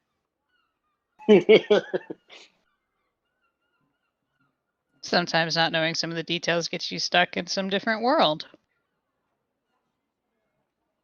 Sometimes it gets people killed. Normally more than knowing the details. But you two are up to something shady. Pretty sure it has something to do with the attack on Josel from the two that he remembers. And considering my background, I'm just going to say, well, keep Cronus or Bart with you, Josel. Don't ever do anything alone. Because most people who tend to deal with those type of things are better than that one assassin. At least if they're a high enough level. What is this level you speak of? And an organization. What do you speak of?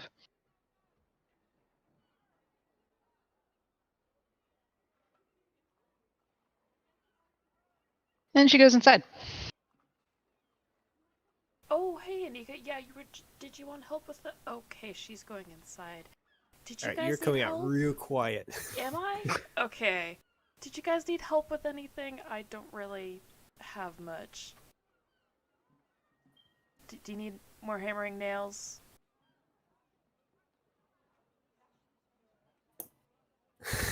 Nothing? Son of a bitch!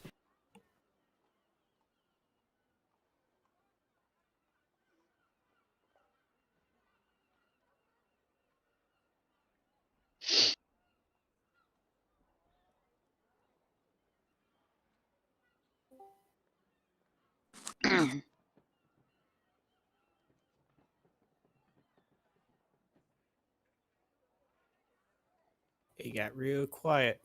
It did. Very quiet. Lorna's helping with the cart.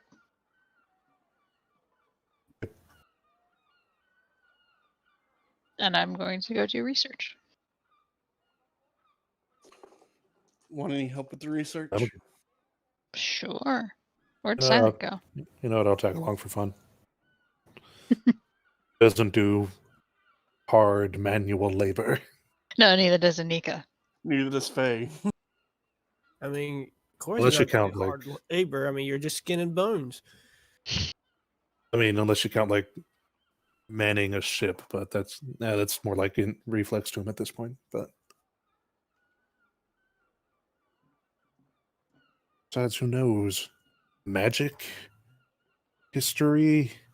He might be able to give some insight, or just look around and have like comedic relief moments. Also, Nika can say you better not let Josel get killed for doing whatever dumb thing he's doing. He's probably going to retort with a story about a man and a whale. That is very accurate. Yeah. Muted. But Yeah. well, the difference is that Captain Ahab, he is willing to sacrifice his crew, though. That's the one thing Josel isn't doing. Yeah. Yeah, and that's honestly the reason Anika wants to smack you, but didn't because she realizes you're trying to protect us. She thinks it's Yes. stupid. Silent, you muted yourself.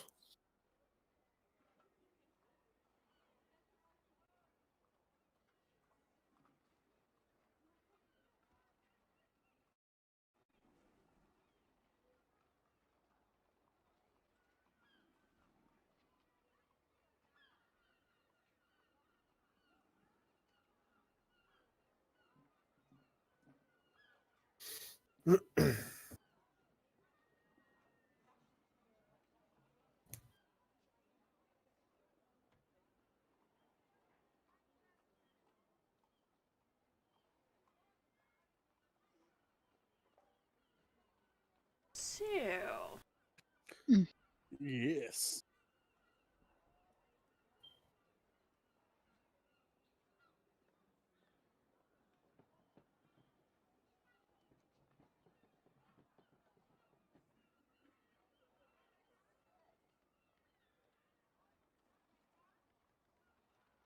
Does he have push to talk on or something? The no, he's actually microphone like, is know. just straight up off. So yeah. Mm. Oh, he's typing. can he not unmute himself? Oh, he dropped his headset. It's not connecting the new one. I would do it. That would definitely do it. But also, which pirate outfit? The first one or the bard one? The second one, the bard.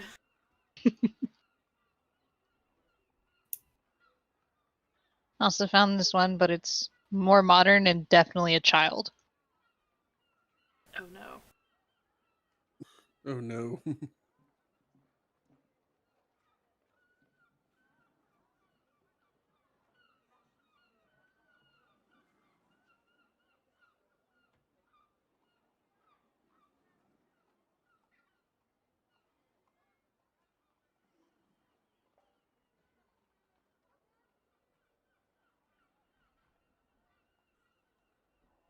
You guys hear me okay? There we go. Yes. Jeez, oh, Pete, sorry. I heard everything you said, but now after fiddling with that, I think I forgot what the last thing. Oh, you guys were. She was just inquiring, and now Anika went back inside. Lorna, you came outside to help with the wagon a little bit. But otherwise, you guys get to work on the wagon and start to work on that over the next week, and you make a lot of progress. The thing's coming together very well. Some of you choose to work on different things throughout the week. It sounds like Lorna, Cronus, and Joseph primarily are working on the wagon. Anika, Faye, and Black Bart, what would you guys like to work on during the week? I'm gonna do my research, and apparently they're coming with me. Yep. Okay. All right. You're researching the Wicked Coven. And what are probably a bit more on the pirates, since we're gonna go deal with them, or we're gonna go punch one of them in a week. Oh yeah, Bart has stories out the ass about pirates. Yeah, she's looking more into the modern pirates. So, like, if there's records on what they've been doing, or any like Apparently, one of the personal tales. apparently one of the modern ones is one of the ones he knew. So. that's true. True, she's looking into the other ones. That is not the one he wants to punch. Okay. Yeah, you'll know about everyone that's on the council from that research that you'll do through go ahead and just do a history check real quick. For Guidance. that too. Can you guidance a history like general like we just applied like general Skill checks. study? Okay. Skill checks. So 29. Technically, 32. Okay. So yes, you can ask me any. Go ahead and ask me any questions that you have about the modern pirates, I guess. Okay. And then based off that DC, I'll just consider the value, or I guess what level of information that you can obtain. So we know that there are 3 that are against us, right? Mm-hmm. Blackbeard, Captain Long John Xing-Shi, Silver and and Xing Long Shi. John Silver. And you're not sure about the other one, Captain James or Captain James Hook. No one. He disappeared a while ago, and in search of something, and he's not in Shipwreck Cove, according to Jack Sparrow. When you guys first or last heard from him, and no one really knows exactly where he's at, except he's trying to find this island in the Feywild, and that's the last anyone's heard. Yeah, that sounds like a trap. Oh yeah, this isn't a serious question, but does Captain Long John Silver wear a yellow coat and a hat? No.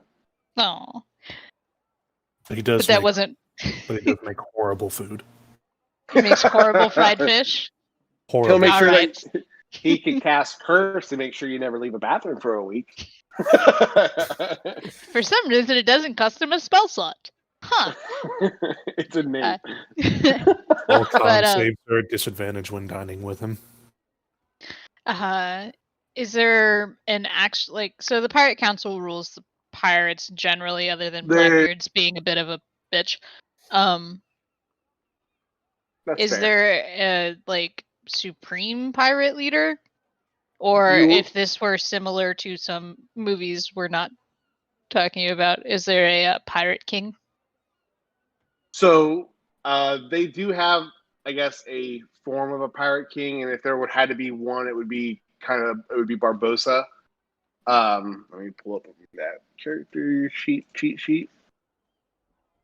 So yes, Barbossa would kind of be the lead guy on the council.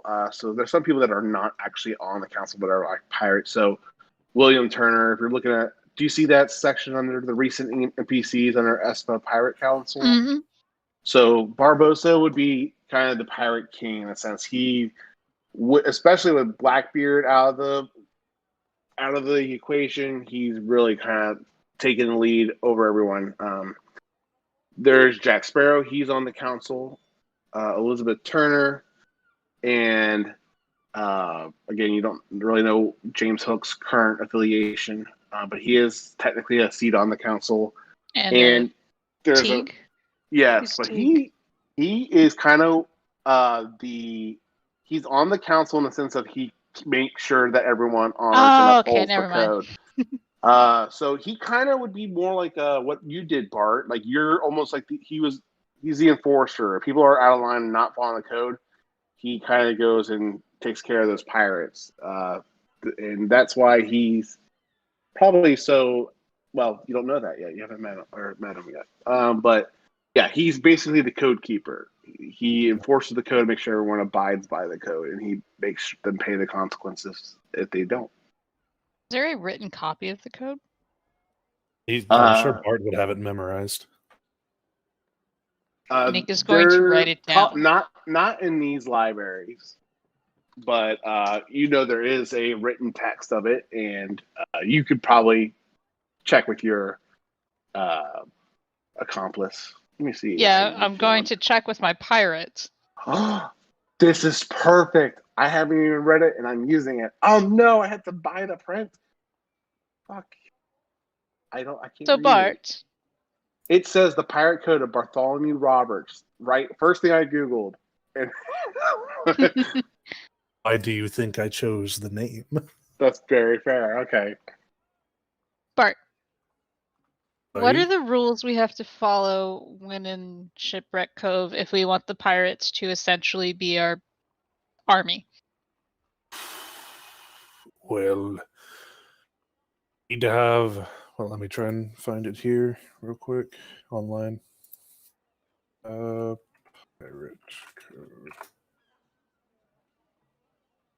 Code. Bartholomew Roberts. Can't we just like kick Here we go. Barbosa out of the council? Not Barbosa, the other one, Blackbeard. Nay, we're not barbarians. Why not?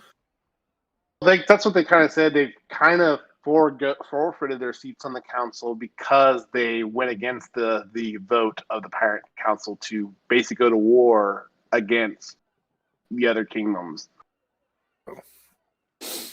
So You need it to, go ahead. if you need to write it down, I can recite what I remember. I don't know if they've made amendments to it, but I keep the old laws. Yeah.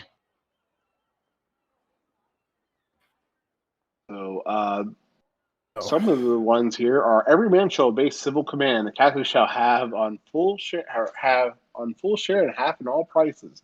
The master, carpenter, boatswain, and gunner shall have 1 share and a quarter. This is kind of fun. I'm going to copy this image into here. Yeah. Let's ignore the part about money. The first article Ignore being the every part man about shall have a money. vote in affair. Every man should have a boat?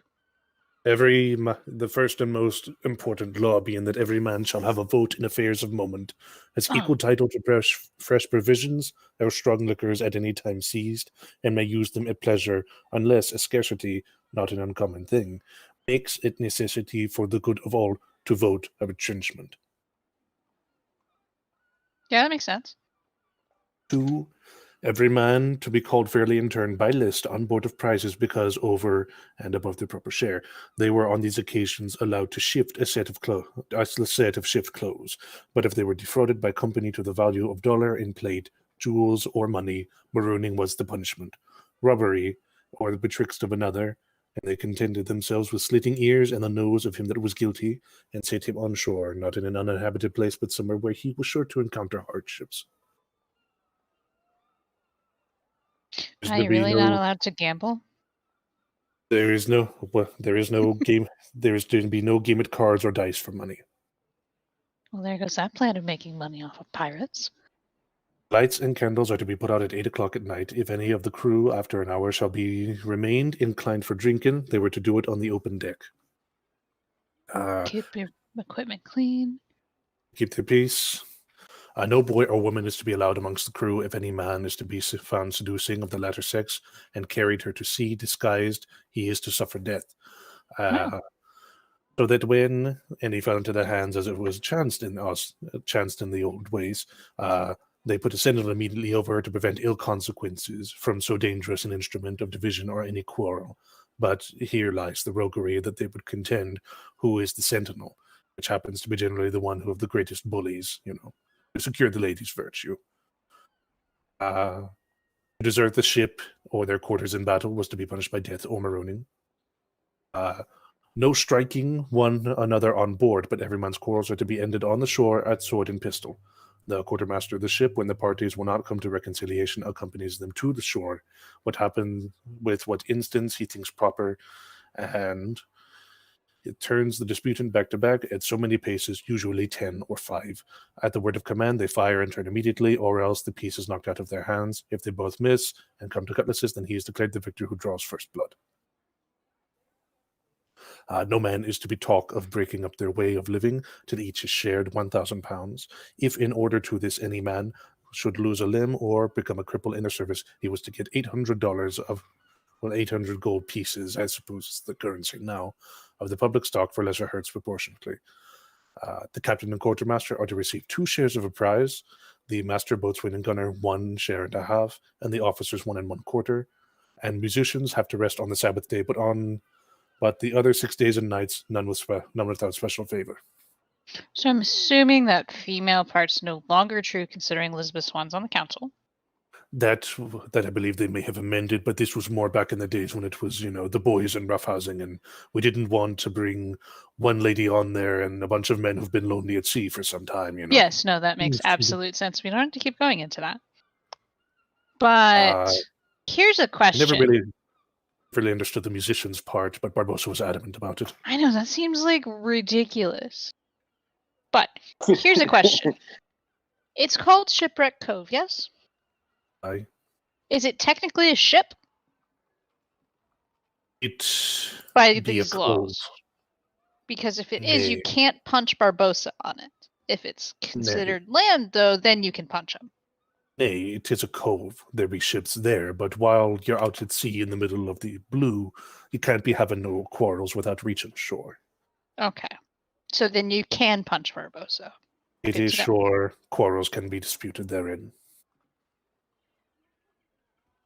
Well, these are good to know, at least. But what I'm I will interested in. share this picture real quick, just because it'll kind of give you a glimpse from a way that you could describe it, Bart, from what you gathered during your week off, shore, trying to find out how to get there. So you would have some kind of understanding of what the place looked like. So I'll just go ahead and share this with everyone so you can describe some of the inner city. It's basically this kind of cove built into like a stream where this channel where there's buildings and everything's been assembled with the wreckage and stuff, and they're basically made this kind of sanctuary made out of the bodies, the remains of ships that have sank.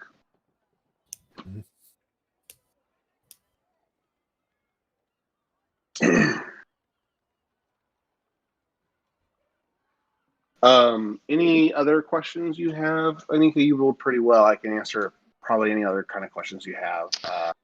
So I'm trying to give you the other stuff is kind of like it posing it to you, because then I give you information that you are more caring about, I guess.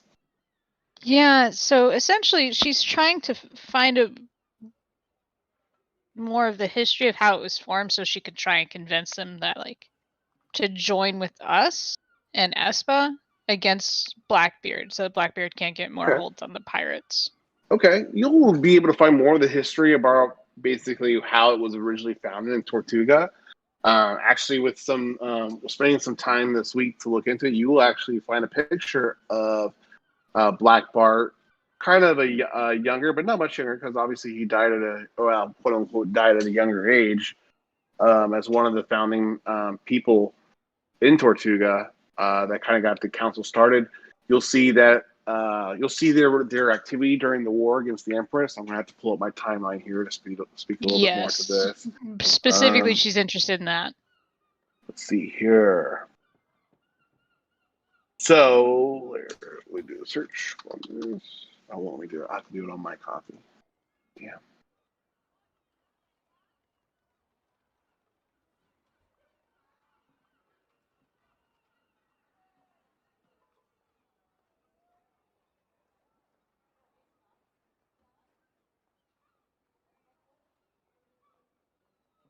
Okay. So the Tortuga and the Freeman colonies appeared in the Curious at 1297. Here. And the war did not start against the Empress till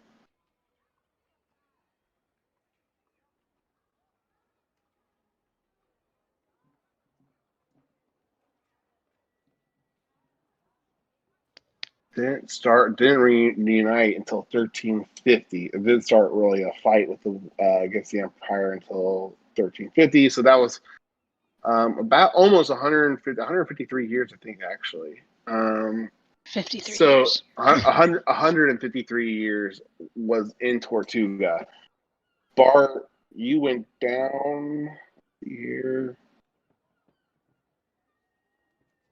The Free Water Treaty came out in 1355, 5 years into the war against the Empress, where Espa and Madeir aligned with the pirates while they tried to tackle Ursula and hit her attack against Triton earlier. And they helped defend the Navy, kind of similar to your arrangement today. They kind of came to the aid of Madeir and to fight back the Empress and her Navy. Let's see what else. Gonna have to skip along the timeline here. The Empress was slain in 1357, and in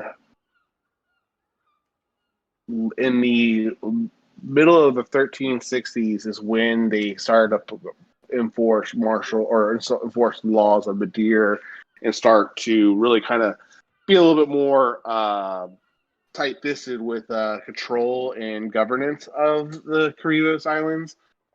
And that is where they started getting a lot more pressure on. Basically, the pirates were getting a lot more control over those islands and forcing the pirates to kind of obey the more laws. They kind of lost some territories and lost some freedoms after the war, and just a little bit more tight-fisted rule over them. They eventually moved out of Tortuga to get out of their direct control and to kind of hide away to build up a little bit more independence. Interesting enough, if you look up some more of the information in some of the Pirate Council, like Elizabeth Swan's a perfect example where she didn't necessarily start off as a pirate.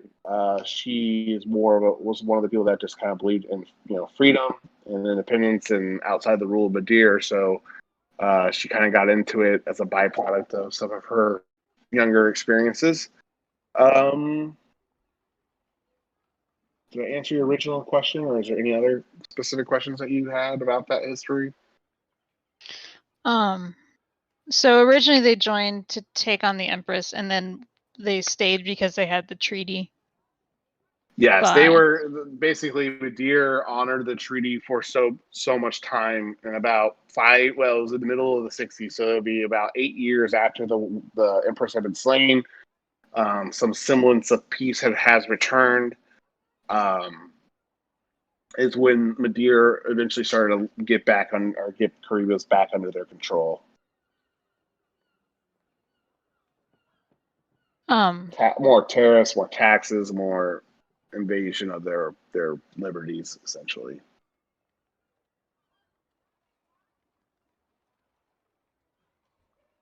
Financial statistics on ESPA? I know it's a weird question, but financial? Yeah. So particularly, how much are they getting from taxing the pirates, and what are the pirates trade in?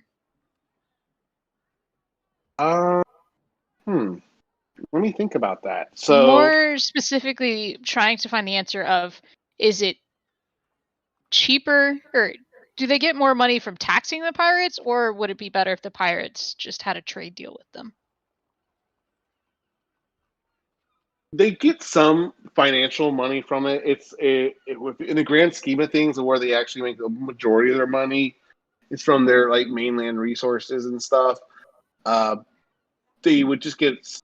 It would be kind of, I don't want to say drops in the buckets and make it too small. It would be a little bit more substantial than that, but it wouldn't particularly cripple ESPA if the correct. pirates were not taxed. From you doing your research, you're gathering more so that it is more about control and not letting the pirates get out of sort. They're already kind of a pain in the neutral waters between kingdoms. Out at the in the sea between the two different or all the different kingdoms jurisdiction, and it was a way in order to keep them at bay and under control without them getting too unruly. Except it didn't work. Exactly. It rarely works. The tighter you grip on the things, typically it's not a good thing. Okay. That was it. But you did do some research into the Wicked Coven as well during the week. You will learn quite a bit, because there's quite a bit of information here. You will know that, again, you'll learn into how Ariel helped Triton defeat Ursula all those hundreds of years ago. You'll also know that after she was defeated, that was the tipping point that gave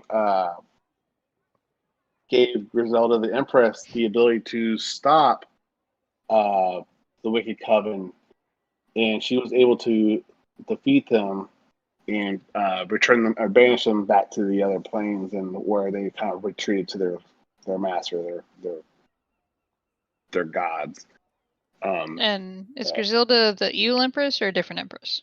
Correct. That's the same empress. So she defeated them when she. So let me go back a little bit more, and hopefully I'm not boring you guys too much with the history lesson. I'm trying to stick to the bullets. Sorry. No, it's okay. I hope you guys like this. I just don't want to bore anyone. I'm trying to get you to meet without giving you all the other unnecessary stuff. It's all good. So Queen Griselda, so you'll know that the Empress Griselda became Empress back in 1110. And she, along with many others, were part of the Draconic and Giant battle. And that's when, after that battle, or after that war against the Giants and the Dragons, let's see here. Where does it say she becomes elected? She was elected? Not necessarily elected, but yeah, I mean, in the sense that all the kingdoms wanted her to take the role of Empress at the time. She was a major hero. I mean, back then when she fought with the kingdoms against the dragons and the giants,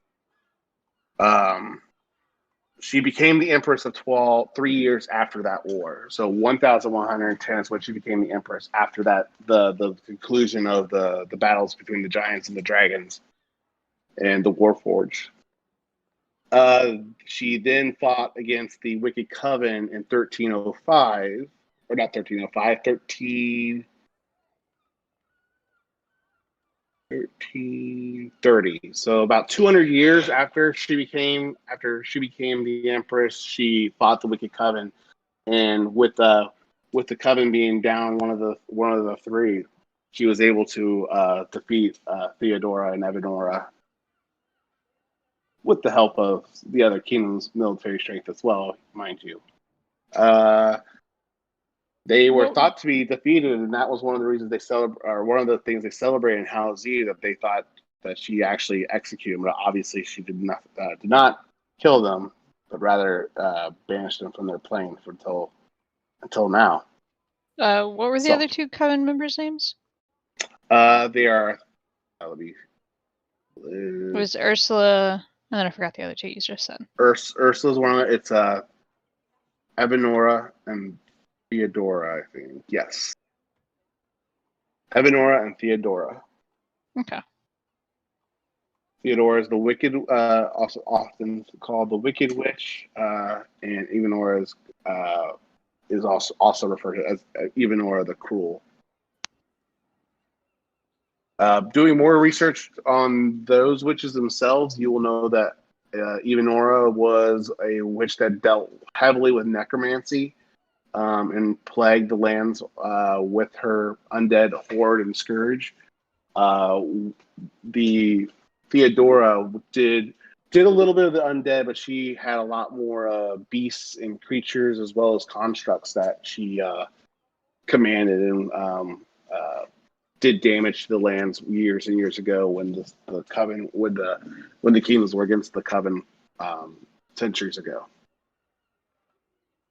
Okay. And it doesn't say how the Empress did it, but just that she sort of banished them, essentially. It's kind of written like a fairy tale, the story about it. So it's kind of over glorifying. You get the fact that it's overselling the tale. It's very told a little bit bigger than life in description and narrative. So, you're a smart enough person that there's obviously some embellishment on the person who's telling the story. Okay. It's not a lie per se, but it's definitely some embellishments. Faye, what are things that you're researching this week? Or is there any other questions you have? Because you did roll really well on your history check. It was mostly helping in Nika research, but also possibly do that research that Anika wanted me and Lorna to finally get started on. No, I wanted you two to ask your items questions. It's while I help you here, I'll try and see if I could get the item to answer some questions. Sure. Why don't you go ahead and send me some of the questions that you're going to ask over the week, or just tell me some of the questions that you're going to be wanting to ask towards your circlet. Actually, kind of that I'm here. Does the name Tall come up ever? Other than through my mouth? Tall. Would the ones in the circlet, would Solana know that about Tall? Just So since we're going to give him stuff. Your historical text would not show anything about Tall. Okay. Just correct me if I'm wrong, so Tall was not in the military at all. He was just a part of your adventuring party, correct? Yeah. Okay. He was in the So no, military. there's nothing in their historical texts regarding Tall. Wait, you just said that he was not in the military, right? No, it wasn't. Okay, all right. That's what I thought I heard you say. And I'm assuming the names of Lorna, Faze, and the Boots, their names, the heroes that are in them, don't come up either. That's very interesting, Anika. You know that Solana. You spoke with Solana, and she spoke about when you guys. Yeah, you were there. I'm sorry. I'm trying to think of who's here and where. When I was there. you definitely were there, and you know that Solana said that she kind of convinced Yvonne Von Ray to take the key and protect it. So you know it had to be that interaction was within generations, but you would think someone so prominent would appear in the books that you've been researching, but there's no mention of Solana, Elio, or Ristel of the followers of Merlin that you've met so far. That's interesting. In fact, the oldest thing that you can kind of find was probably your research on Atlantis and Neptune. It's very hard to find any kind of historical reference older than that. That's really kind of the earliest records that they have or documented like stories. There's some exceptions, I'm sure, but yeah, it kind of just stops at some point.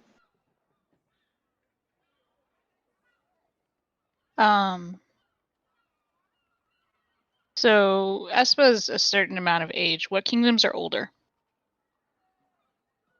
What kingdoms are older than Espa? So I have to look at the world map for that. Go ahead and roll me another history check on that. Just so I know where to find more answers. Okay. 18. You're not going to know every single city in which order, but from the text that you know and the research in time with the ruins and things you did before you left Franzan, you know that there are some older kingdoms in Espa. One of the kingdoms being older than Espa is the kingdom of Sunos in Erosia. You will also know that there is the kingdom of Faywin is very, very old. And what else is really older than Espa? Those are going to be the ones probably you're most familiar with. Munich is very, very old, but that's in the Forgotten Lands. It's newer than Alvaria and Alalia. It would be older. Yeah, the ones that are jumping off at me from the map right now is Faywin and Erosia. Those are going to be the oldest countries and kingdoms. Those are going to be older than Espa or Madeir. Then I'm good. Okay. Anything else from? Did you say what your questions, Faye, for your gauntlets and stuff? Or not your gauntlet, your circlet? The first question I would ask is about the name of the circlet. Why is it Solana's Redemption? Like, what is why is it called that? Okay. You asked your question. During you have a time. You have a whole week. Is that the only question you're asking it? There's a few others. Okay. If you want to go ahead and message me, I will say, like, right now, the circlet does not seem to immediately respond. So go ahead and send me your questions, so I can kind of start coming up with some immediate responses to you. And next session we can go ahead and role play those out if you want, Sounds because good. we're kind of getting that magic time too. Does anybody have anything else they want to do before we kind of call it a night? It's already 10:26. Lorna would probably spend a day talking to the Brazers as well, but I'll get those questions to you for next week.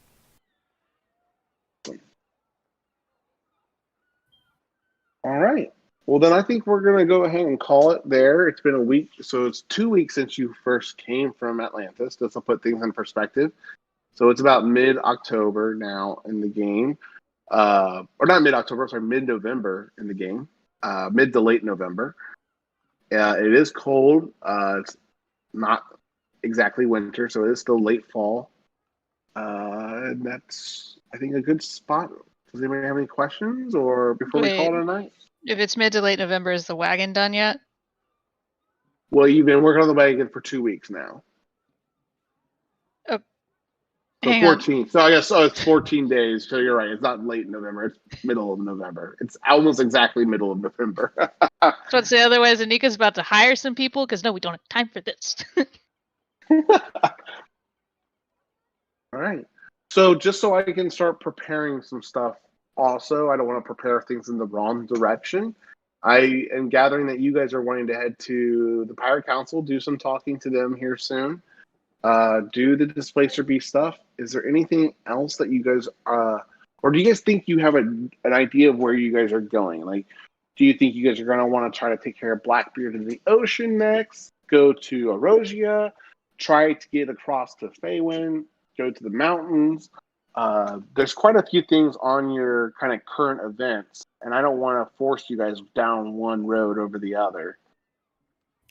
My thought is go to Shipwreck Cove, take care of that, then do the Displacer Beast thing, get our magic items, and head to Erosia? Erosia, yeah. Soon, the capital of Erosia is Sunos. That's the kingdom. If you want to head towards the king and queen. Oh, I think we need to stop in at Tall's Tower on the way there, but yeah. Yep. You'll also probably want to collect some information more about like world affairs before you guys leave, because I mean the week's passed since you first talked to Tycow, so maybe he's found some stuff. That's up to you guys too.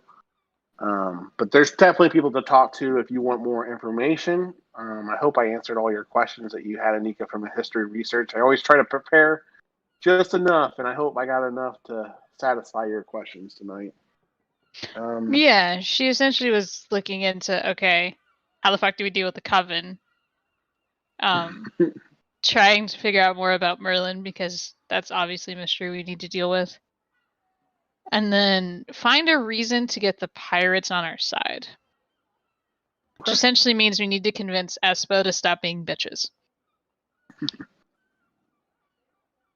And like, yeah, cool, you want to control the pirates, but it ain't working, so try it this way. Yeah, I know Lorna's been spoken to about similar ideas and their thoughts on how to handle the situation as well. So there's definitely some influences telling the leadership to go or to do one thing or the other. Yep.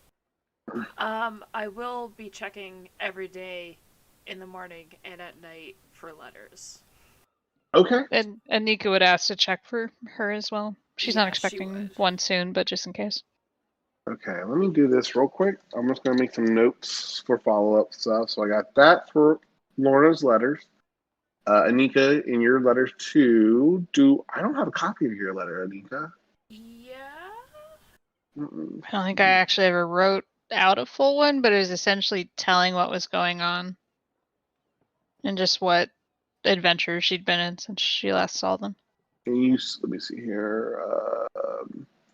What was the who was it sent to? It probably would have been sent to Quasimodo. Okay. So let me make a note Who of that. would then, of course, give it to like everyone else because, yeah. Okay. Sent recap letter. I almost wrote email. Sent recap email. Yes, to recap my email. Okay. Reinvent the Mika. internet. If anyone was gonna do it. Yeah. Yeah. She'd probably also Um, mention like what she saw beyond the veil and all of that. Okay. Let me copy your questions as well.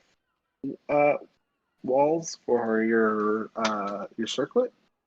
Yep, and I also put the message Faye would have done through sending to her mother, if you want to get a response to that. Okay. Phase questions and letters. I'm gonna kind of combine that with the golden letter or the golden paper you use. Keep those kind of combined. And let me read the thing sent to your mother. We use the same kind of mother. We got attacked by assassins or mother blaze. They're heading to Mezzo, working with them.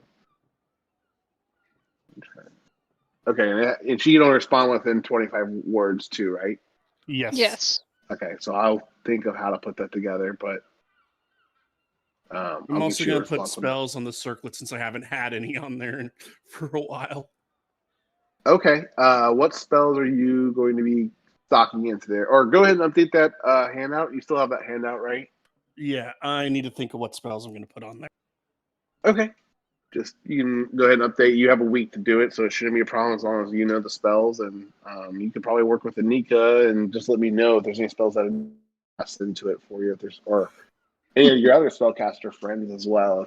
But they have to agree to help. Do you Oh, want yeah. spell in your crown? Yeah.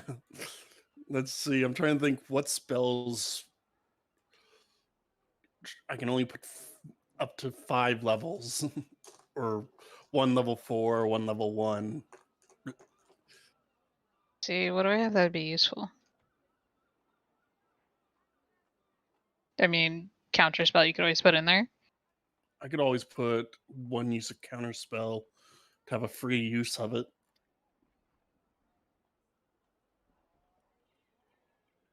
And then I have healing word. I already got healing word too. Shatter? Invisibility? I do not have invisibility. The counterspell and invisibility. If you want it. All right, that sounds good. But for anyone that has to go though for the evening, I mean, I'll go ahead and call it a night here. Thanks for a great night and another great session, guys. Hopefully we